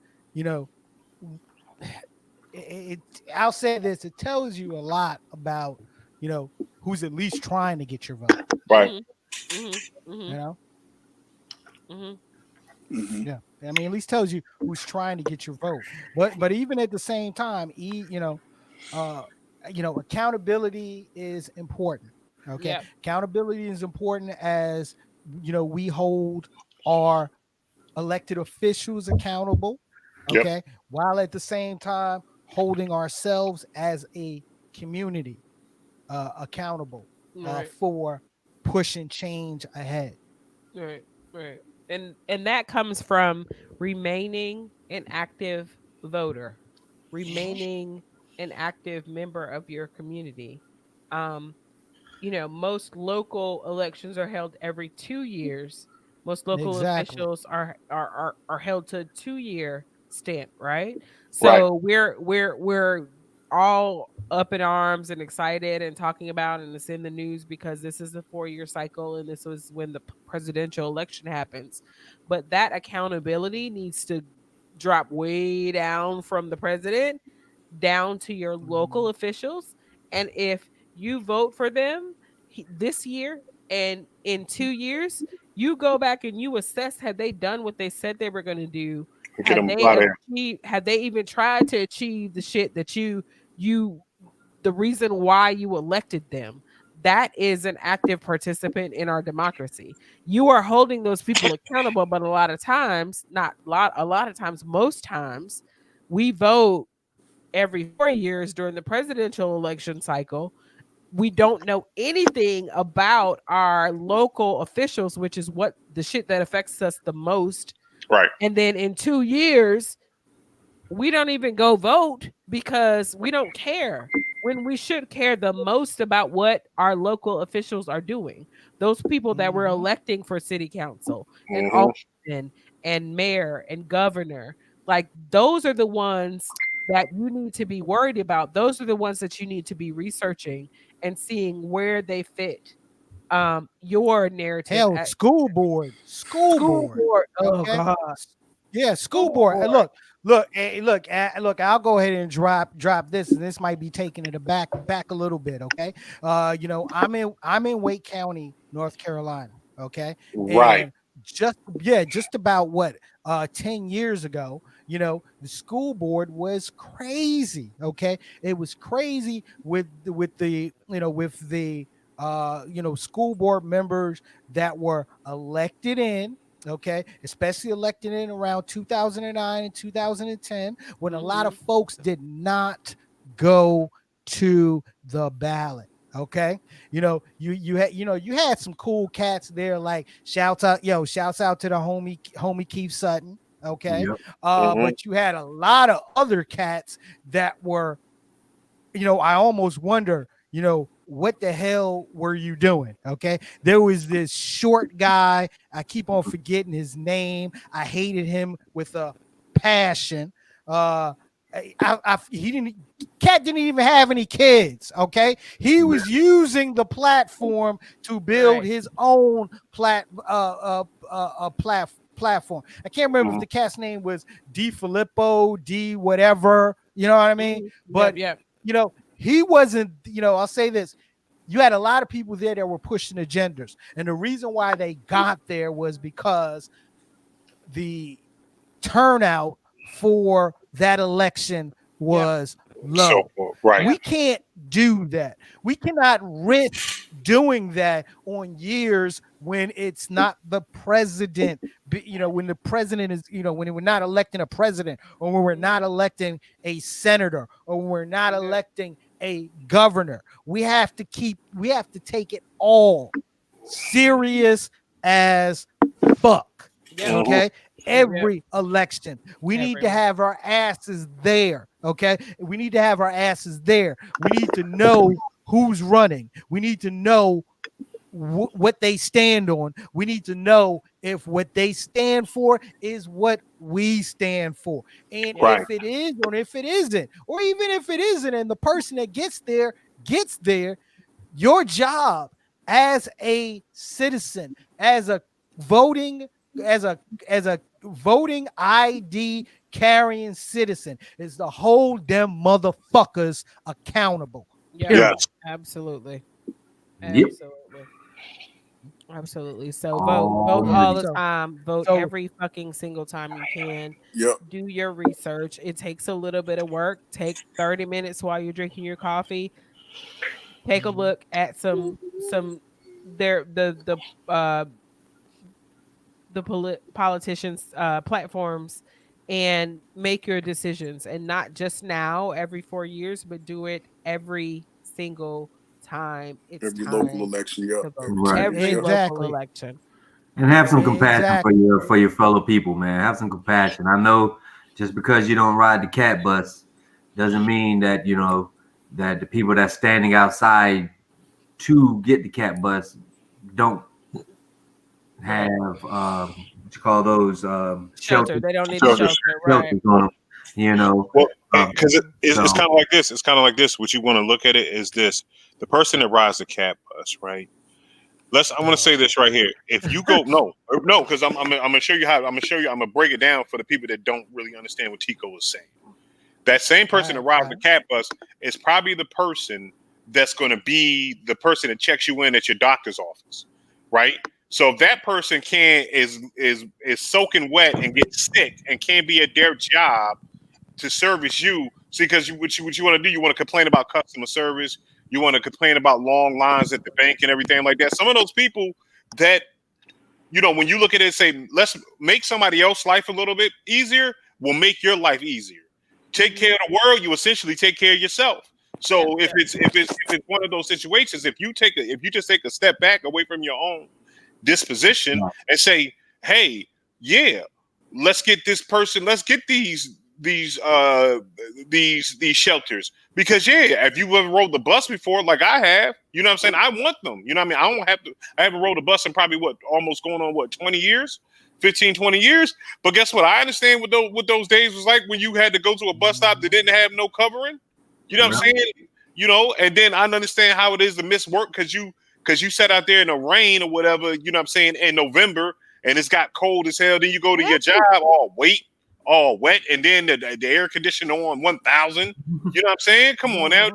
So come on, man. I understand those things. Yeah, have compassion over your next man. Just because you're not, just because you, like Bishop said, just because you don't ride the bus, don't mean that you don't have to. You know what I'm saying? Show just a little bit of compassion. I mean, just a little bit. But I do understand that. Hey, I've never rode the bus. Well, not me personally. I have rode the bus. But I'm just talking devil's advocate. I've never rode the bus. We talking about Perry. We talking about Perry. We talking about Perry. You know what I'm saying? Right. Privilege. So you know. How the hell did I turn into the privileged motherfucker up here? Really? you know. So just because I'm wearing the fly, different. That's the reason why. That is your style. Your style. That and you live in fucking Falcon Crest. So right. So yeah, just be compassionate of other people, man, because you never know, what that other person has to go through, and shit, your ass might wind up. You never know where you might be. You might have to wind up catching the fucking bus one day. Right. Like, God, dog, I didn't know that it was just, that wind cut on the side like that. Right. When I should have had a shelter. You know what I mean? So that's all I'm just saying. That's right, Darius. Light skin problems. Watch your mouth, Darius. I mean, really, GP. Okay, I was just about to dap you up on the look. Yeah, don't rely on listening for the ads on the radio. Okay, do your research yourself. Okay, and those dudes that's giving out pamphlets. It's gonna give you a pamphlet. That don't mean that's the right people to vote for. I've been saying that for years. Exactly. They'll give you a pamphlet and give you a straight ticket, and people go in there, look at that pamphlet, and go straight ticket, and they don't do. You know what I'm saying? Like it's time out for that, yo. We got to stop that for real. We got to do our research and be way more informed than that. You know what I mean? I pay a lot for my fucking cable, and if I could pay a little bit more to get all the political ads taken off during this time of year, I would. I'd venture to say I'd pay an extra $25 or $30 on top of my already high ass cable bill to not have to fucking watch political ads when I'm watching TV. Yeah, look, damn the political ads. Get a ballot. Find out who is on the ballot, who's running for what. Okay, everybody has a website.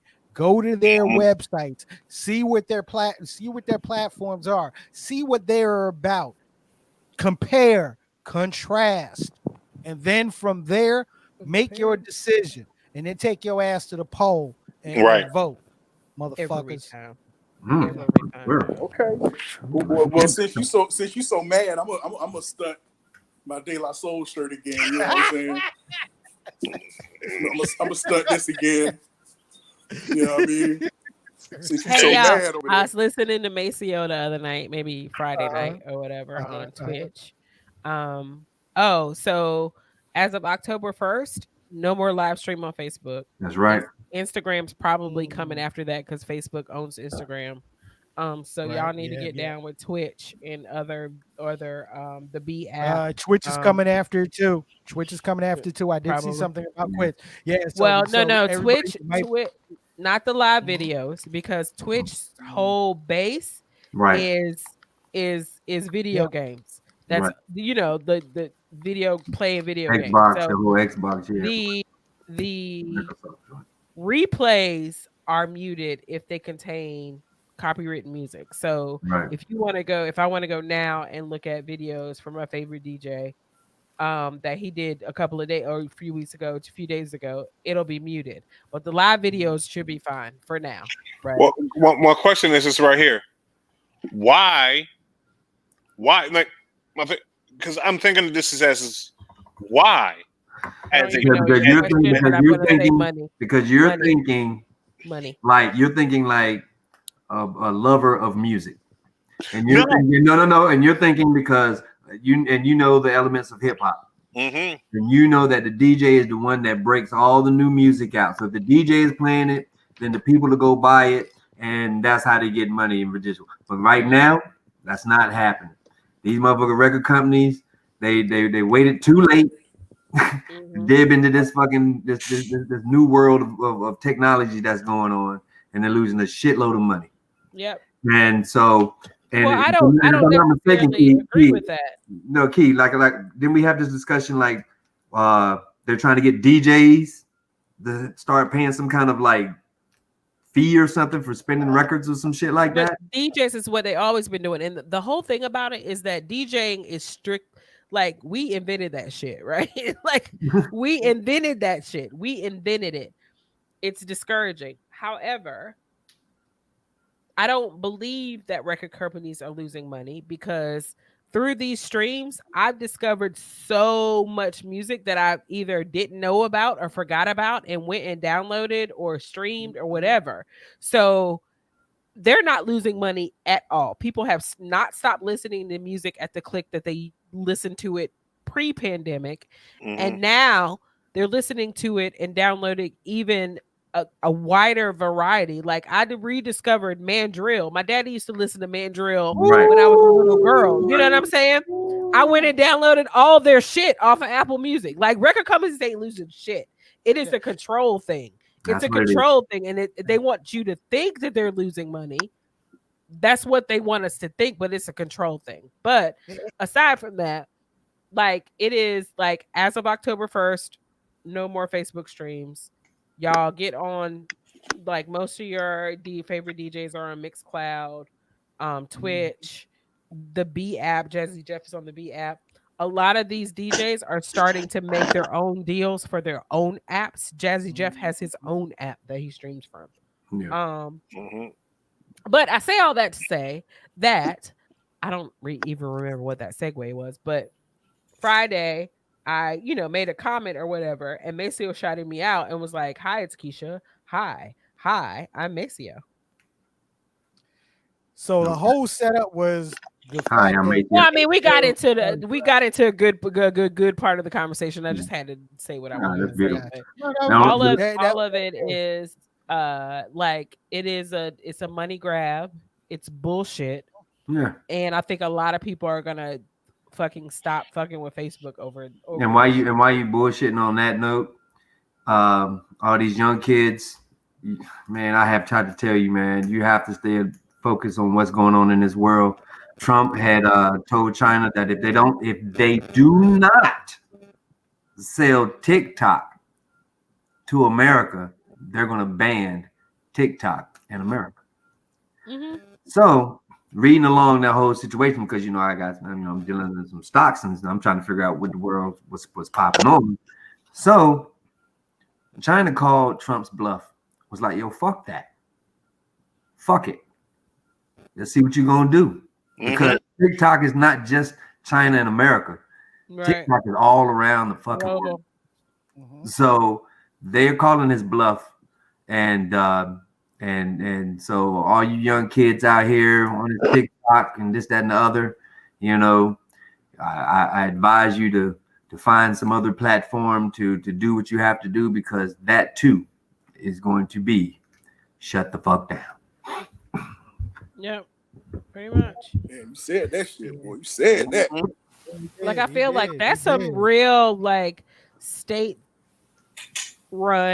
China communist bullshit. Right, but no, it's not. But how can America tell? No, that's what I'm saying. That's what I'm saying. Exactly. Trump's suggestion is some state-run communist bullshit. Right. Like they filter and exclude everything that they don't. They have the whole departments of thousands of people to filter out from the World Wide Web shit that they don't want Chinese people to see. Right. Exactly. And participate in. That is what communist countries do. Russia does the same fucking thing.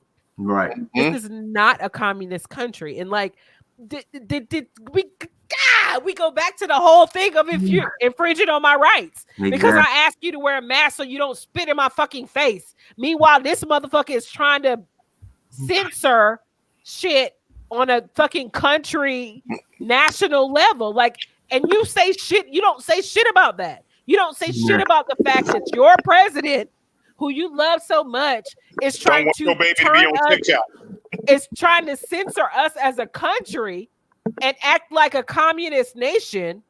The fundamental attributes of a communist nation to censor what the people suppress what the people consume, and you won't even fucking wear a mask because you said it violates your civil rights. What about your First Amendment right? Like, I don't understand. As far as TikTok is concerned, I don't know if I'm gonna jump that far as that's concerned, but I think, and what I'm saying is I'm gonna have to do a little bit more looking into it, because my understanding is it is like some security holes. You know what I'm saying? That's a narrative, dear.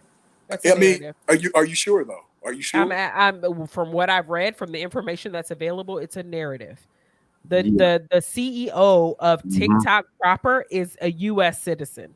They have said that they have not released and will not release any security information to China. It's owned by a Chinese company. Now, if we want to take a look at all of the companies in the United States, technology-wise, that are owned by a mother company of that's based in China or Russia, do we want to do that? But the company itself is that runs whatever's going on now is U.S. based with a U.S. CEO who said that we are not releasing, nor have we released any information to the Chinese government. So it's a narrative. Well, not my understanding wasn't like they were voluntarily releasing shit. You know what I'm saying? That wasn't my understanding. My understanding was that there were vulnerabilities. That was my understanding. Right. That was the thing, Rob. They said that there was holes in it. Right. That's the thing. That was the whole thing of getting America behind this movement. But that is some that's some bully shit. That's some bully shit. That's like me. That's like me coming. That's like me living in Czechoslovakia. You got some shit going on, and I'm like, yo, Rob, you either sell me this straight to tape show, or I'm gonna ban it from Czechoslovakia. Right.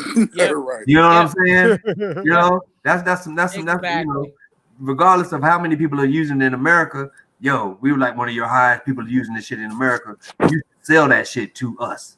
No, you shouldn't. You are going to sell this shit to us. If not, then we're going to do this. That's some bully shit, young. That's some fucking bully shit. Yo, you know what it is? It's at the end of the day, what he's trying to do is this right here. Kind of like Candy said, it fucks some shit up for him.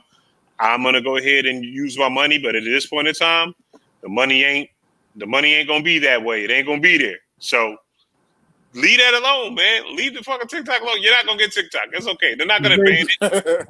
The great thing about it, bitch, with these young kids, as soon as they get tired of it, they're going to go to something else. Yeah, exactly. It won't last very long. Exactly. So, it'll go the way of MySpace. It'll go the way of MySpace. Yeah. It'll go the way of Black Planet. You know what I'm saying?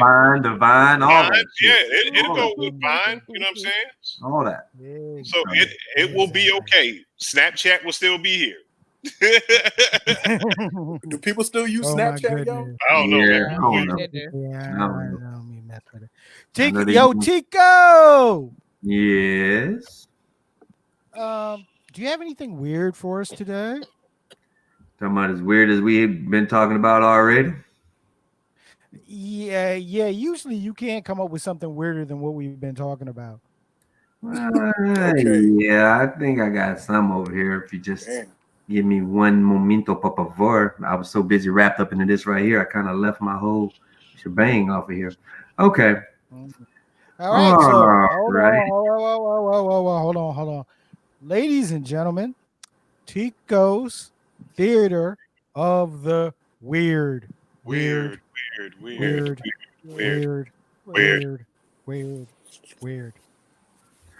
Well, as we get older, we tend to think that things just don't seem to be working the same as we did before, which is bullshit because a man at the age of 70 can still have babies. You know, so it doesn't matter how old you are. It's just, you know what I'm saying? Just imagine if you're just willing and able. So I say that to say this, that a 62-year-old python laid some eggs 15 years after the last encounter with the male. So all I can tell you is that I don't know. I think human sperm lasts for like what, a couple of days. But damn, that python damn nut is fucking real. 15 years later, good gracious almighty, man. That is bugged the fuck out. They say the zoo said they were shocked. They were shocked because, you know what I'm saying, they took the snake away. And that was 15 years ago when they met, you know, when boy snake met girl snake, and you know what I'm saying? They, you know, they coiled around each other, and you know what I'm saying, had a wonderful night of ecstasy. And 15 years. Yeah, ecstasy. And, after 15 years later, there was a delayed fertilization. So could you just imagine waking up and you just had like a good old one night stand 15 years ago? That would be an and awesome then all of a sudden movie, yo. You just knocked the hell up. Yo, no. I would, you know, the male snake right now, you know what I'm saying? He didn't already went on with his life. He done broke up with Keisha the snake. You know what I'm saying? He out there, he done got a new snake wife and all that shit. You know what I mean? He with Rhonda. Oh, and then she gonna come up pregnant. That was 15 years ago. Oh, nah, I held on to that. Can you imagine the snake gold diggers? You know what I'm saying? They get pregnant when you in, like, you know what I'm saying? Like the snake gold digger, like imagine snake gold digger LeBron James or whatever. You know what I mean? He out there in high school.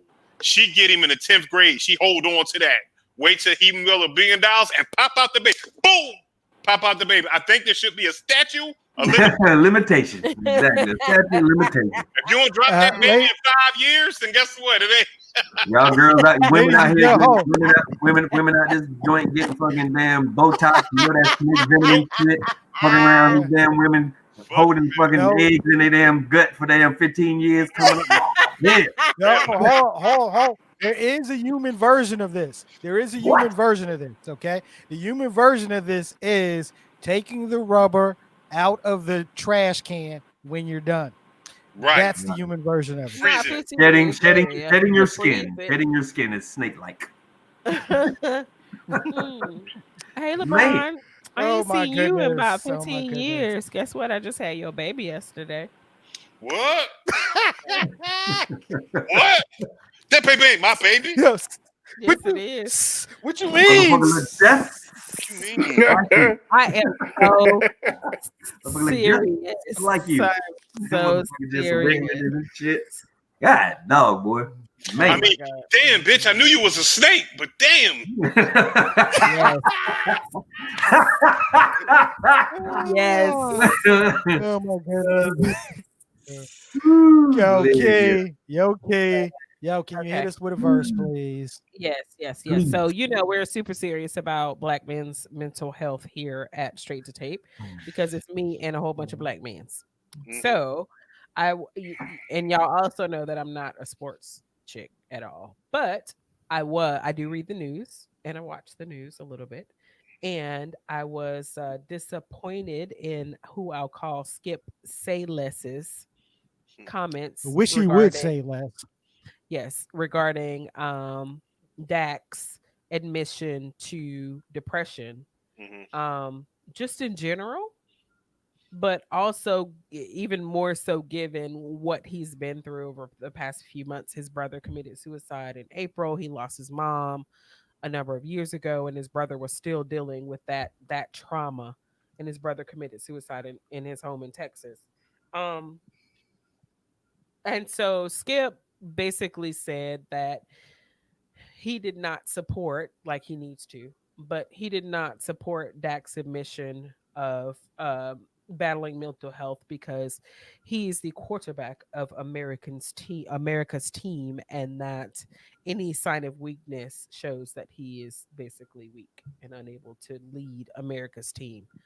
Number one, it's a fucking game. Everybody gets paid and all the ancillaries get paid. So without people like Dak Prescott, people like Skip Say Less wouldn't be necessary. Number two, this is another iteration of a white man telling Black men to shut up and do what insert sports vernacular, right? No. This what? No. What? No, because because you know, it's like this. Skip on I wouldn't bring that into it with Skip Bayless, because listening to Skip Bayless is, you know what I'm saying, he's one of those guys that kind of gets it. Now, he's totally wrong on the, you know what I'm saying, on the mental health part of it. but I don't think it would be. I don't think we could put Skip Bayless in the shut up and dribble part of it. You know what I'm saying? You don't think so? Because I completely feel that way. Right. Nah, I'm saying I completely feel that way, and maybe I shouldn't have said white man. Maybe I just should have said people to not make it so polarizing. But this man, Dak, did an interview and he expressed his feelings and emotions and opened himself up to advise all that he's been battling with depression. And Skip over here is saying, "No, shut up, just do your job." Well, so that may not be shut up and dribble in the context, but that is shut up and do your job. Shut up. I'll take that one. Which to me is the same. Yeah. Because it's these people are, it's the same fucking thing, right? These people are here for y'all's entertainment because I could give a fuck. But what concerns me is that young men watching this and often watch Skip Bayless are internalizing this ideal of big, strong does not mean vulnerable and emotional, which is part of the crux of the issues that we face as a community. True that. Right? Yeah. I mean, I agree. I mean, it's just bad form. It was real messy for him to say that, because mental health is like a really important thing, and in these days and times, it's just, I mean, it's of utmost importance. You know what I mean? It's a lot. And for that man to have lost his brother. You understand what I'm saying? And then, Skip and all of his, fake ass, you know what I mean? Hot take expertise, his hot take ass, you know what I'm saying? I don't appreciate, and come on, man. If we're talking sport, if we're talking on the sports level, come on. Obviously, I'm an Eagles fan. I hate the Cowboys, but it's so much more big. It's so much bigger than that. So much more important. I got to ride with Dak on this one. You know what I'm saying? Because again, and I don't like Skip again because Skip Bayless is such a fucking Cowboys apologist. I don't like his ass anyway. Right. But again, that's just the sports fan in me talking. Like seriously, as a decent human being, I just got to ride with Dak. It was, and then Skip even doubled down on it. You know what I mean? Like when asked, he doubled down on it. And Perry, we were talking about it in our private chat earlier this week. That next morning, they weren't even talking about. They didn't even, they acted like it didn't even exist. No, actually, it took them about 40 minutes into the show before it was addressed. Skip Bayless actually sent out a tweet. Because I follow Skip Bayless on Twitter, so I can talk shit to him whenever I want to. So he was sending out a tweet that he was going to address it. Okay, and then 20 to 30 minutes later, after he sent the tweet, then he addressed it, and his address was pretty much a double down. Okay, where he, where he acknowledged that he understood the sensitivity of mental health, but however was pretty much stating that what he was talking about had nothing to do with that.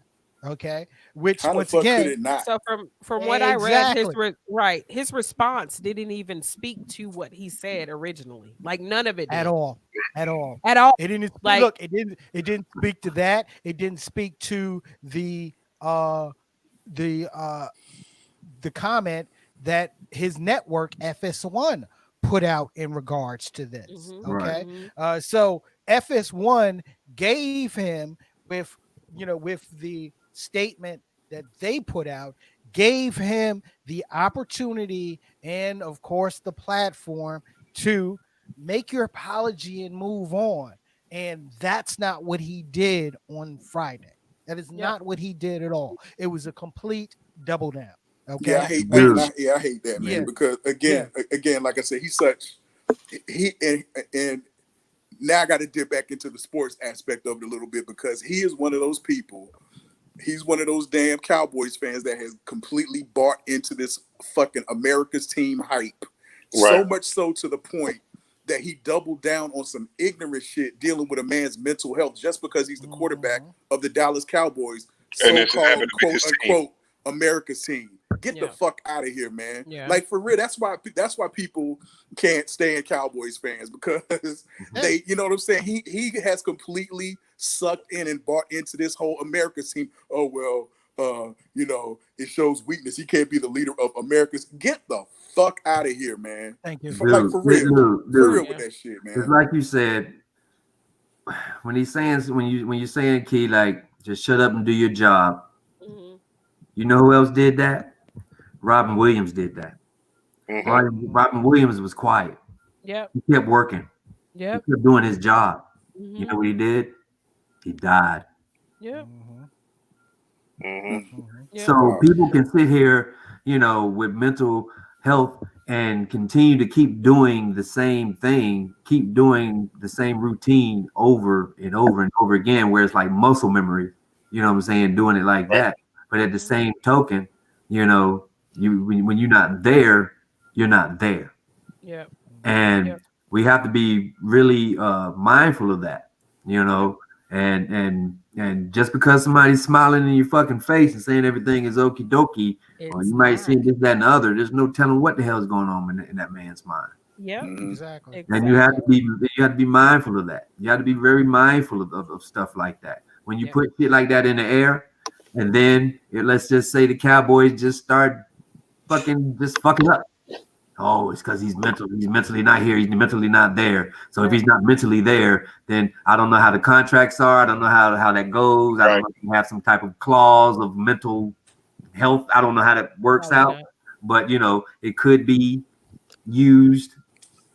I don't know. But at the same token, this man decided to let America know that, hey, I'm fucking hurt.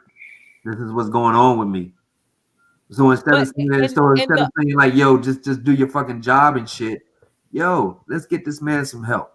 He got help, right? He got help. He got help. Mm-hmm. He started feeling this way as the pandemic was setting in, right? Right. This is in America, in the world, this is a complete environment where people are kind of stuck with themselves because there's really nothing else to do. There's a lot of this going on, this same thing. And his response was like, oh, well, Skip Bayless double down was like, my comments were misconstrued. No, motherfucker. No, they weren't. Yeah, my comments were misconstrued. I was saying that he should have gone to get help when he started feeling that way. Nigga, it's April. He just had the interview a few weeks ago. Right. And everyone in America is feeling this strain. And like you said, Tico, this being out there in the air as the overwhelming opinion of, I'm gonna say black men, because 70% of the fucking NFL is black men, that they can't express themselves, good or bad, political or not.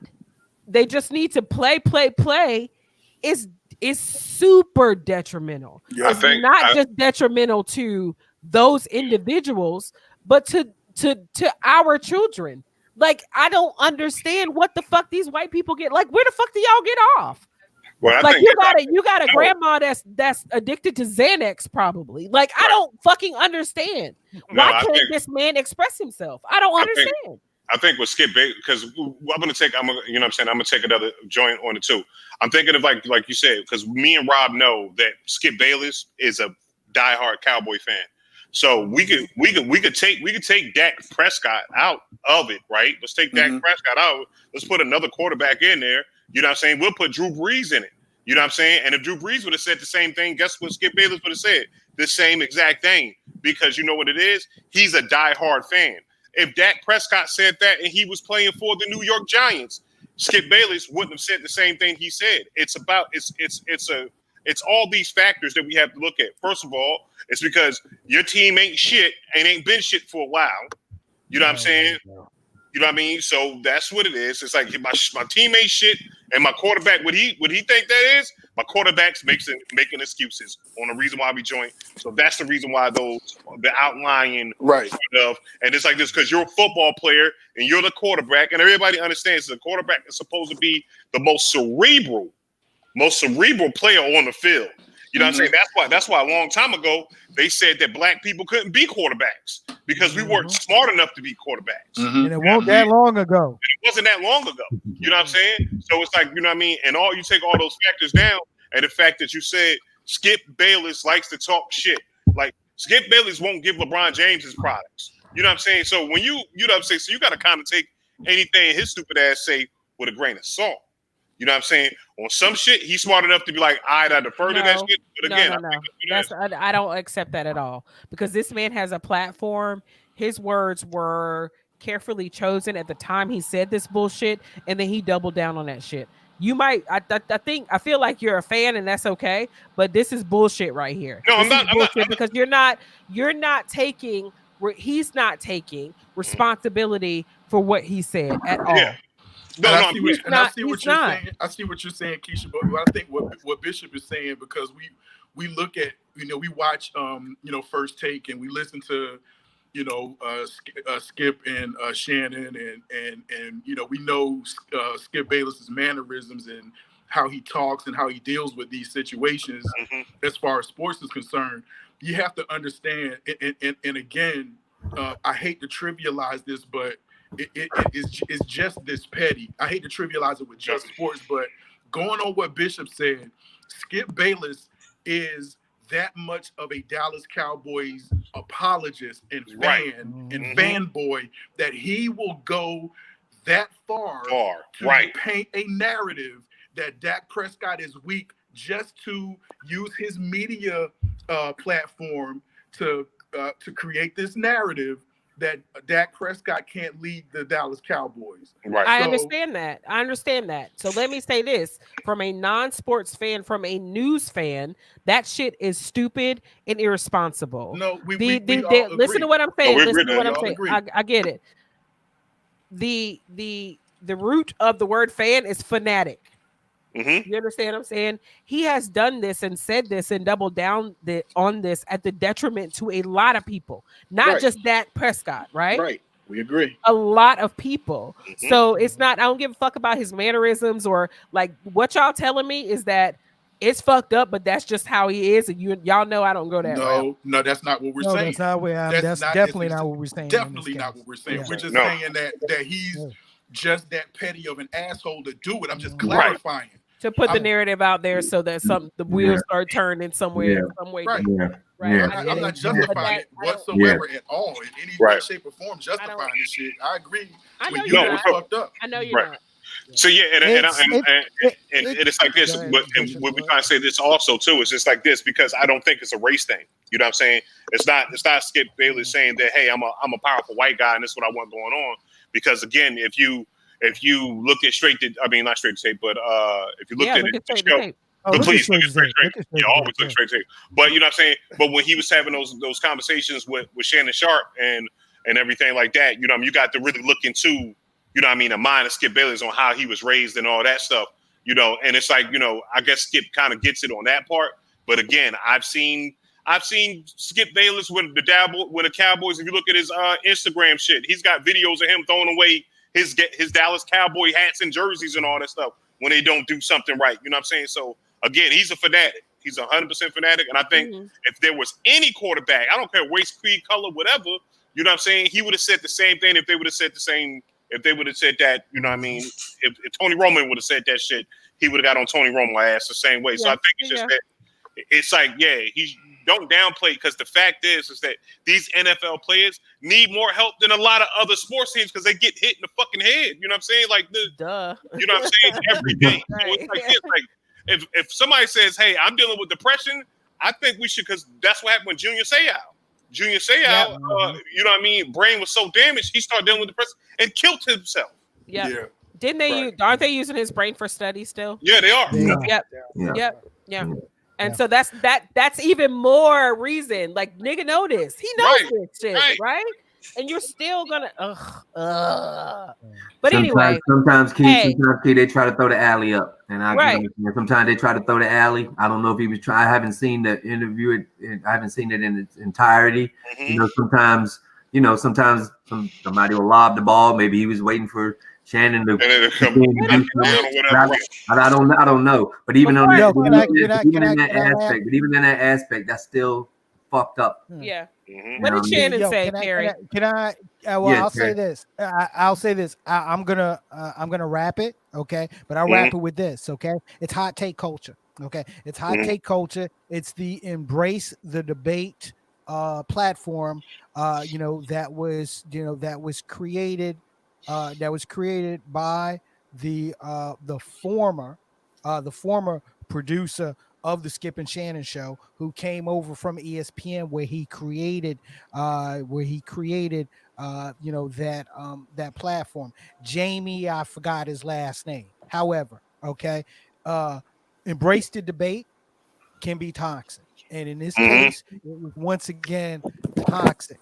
Let's chill with that. That's that, and that's that's all I'm gonna say.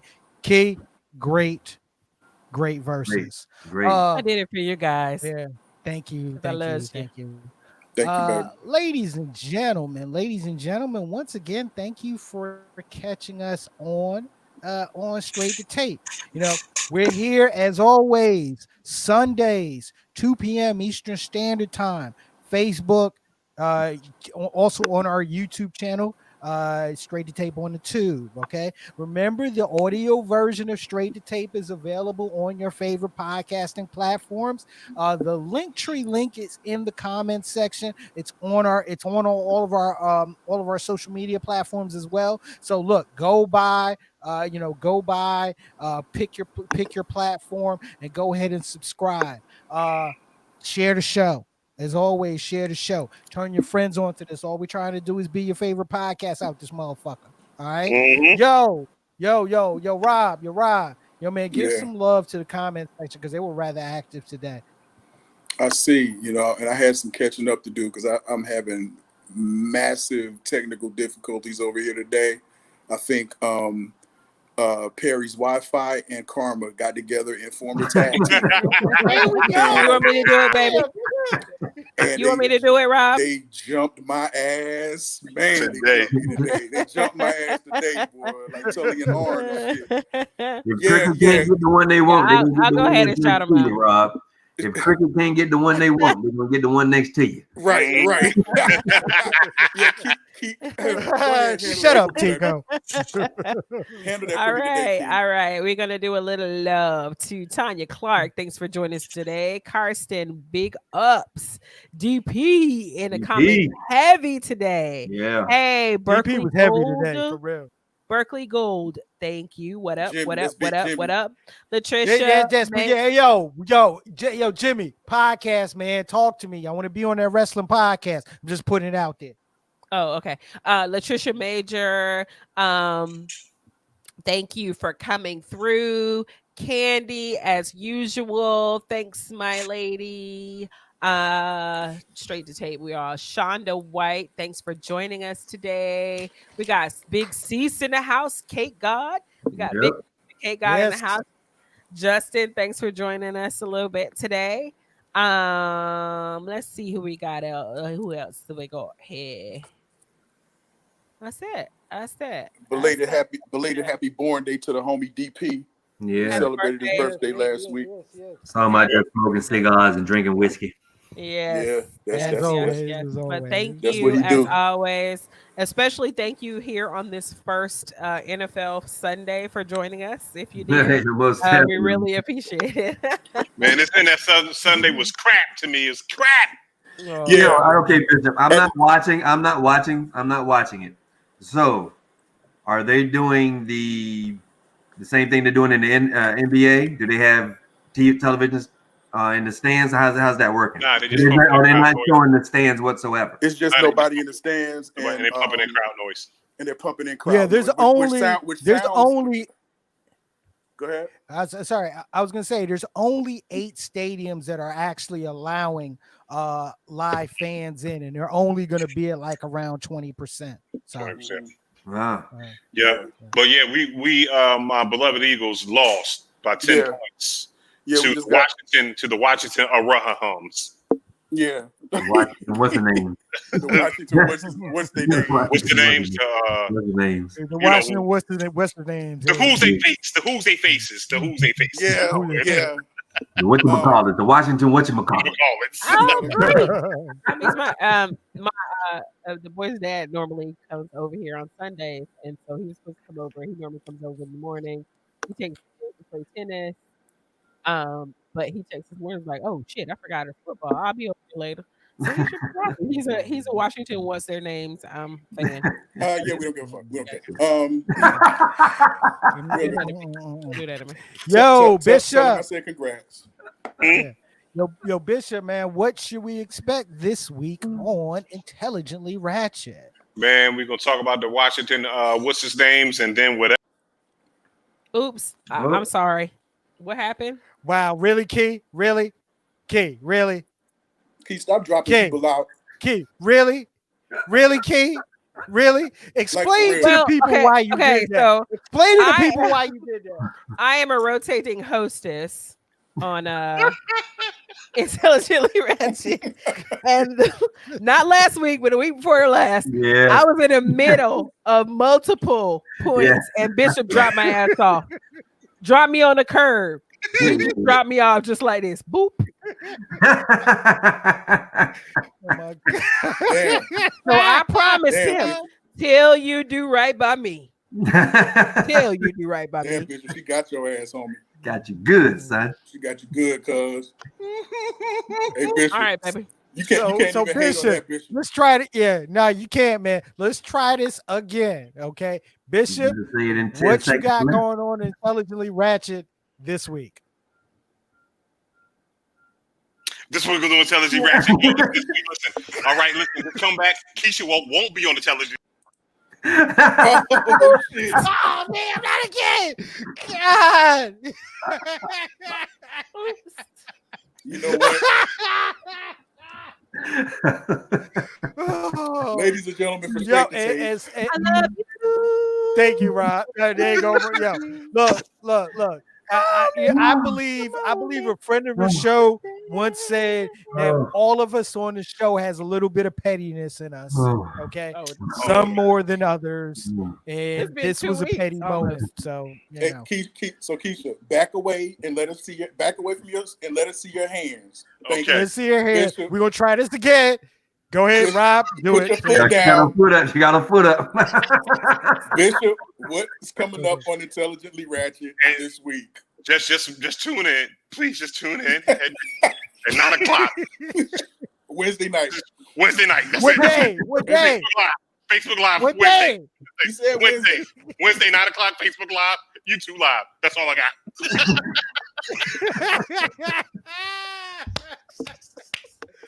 Oh my goodness.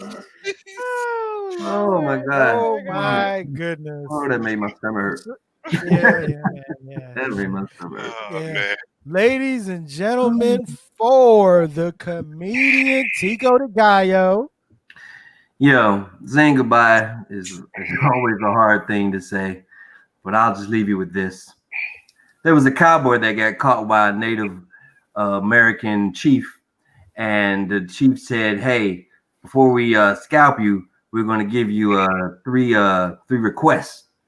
So he said, "I would like to talk to my horse. It's my first request." So the guy goes over and he whispers in the horse's ear, and he slaps the horse, and the horse goes into the daggone sunset. And then he says, "All right, what's your next request?" He said, "Well, I'd like to see the sun come up, please." And so he let the sun come up, and his horse came back with this beautiful brunette chick just riding side saddle. And he said, "What's your third request?" He said, "I'd like to whisper something back into my horse's ear." So he goes over to the horse. He said, "I said posse. I said posse."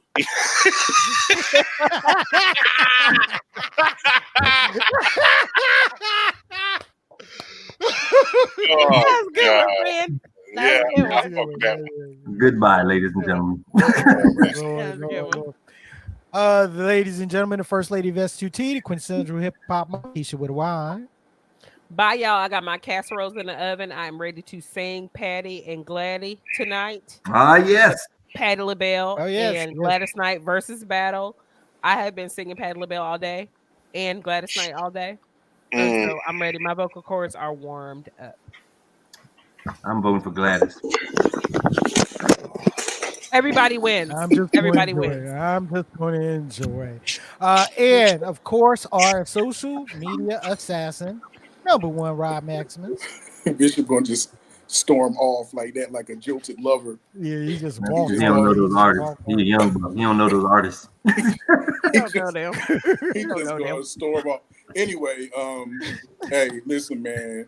Thanks again for tuning in to Straight to Tape, man. I apologize for my damn technical difficulties today, so I was very limited today. But thank y'all for coming through as always. And like, share, subscribe, and hey, man, see y'all next week. And shout out to Pinky. We'll talk about that later. Oh yeah. Oh yeah. Is that Straight to Tape after dark? Yeah, we gonna save that one. Okay, we gonna save that. We gonna save that one. Shout out to Pinky. Yeah. You can shout her out if you want. You can shout out if you want. I'm gonna leave it at that. Okay. Here you go. Listen, Pinky. Give her props, man. Give her flowers while because when I'm gonna say this right here, because not a lot of us can transition weight classes and still hold our sexy. You know what I'm saying? And you got to give it up for Pinky for being a transition through weight classes and in order to stay sexy. Because sometimes you just can't transition. Some people don't look good with weight on them, but Pinky does. So shout out to Pinky with her. I beg to differ. I beg to differ, but we're gonna save that for a Straight to Tape uncut. Which usually we are uncut, but you know what the fuck we mean. Ladies and gentlemen, aggressive. Bit aggressive. Hey, look. It's all my fault. It's all my fault. Look, it is. Look, it's your man C. Perry Elysia II. As always, stay safe, stay aware, and let's get active. We'll see y'all next week. We out. All right. Yeah.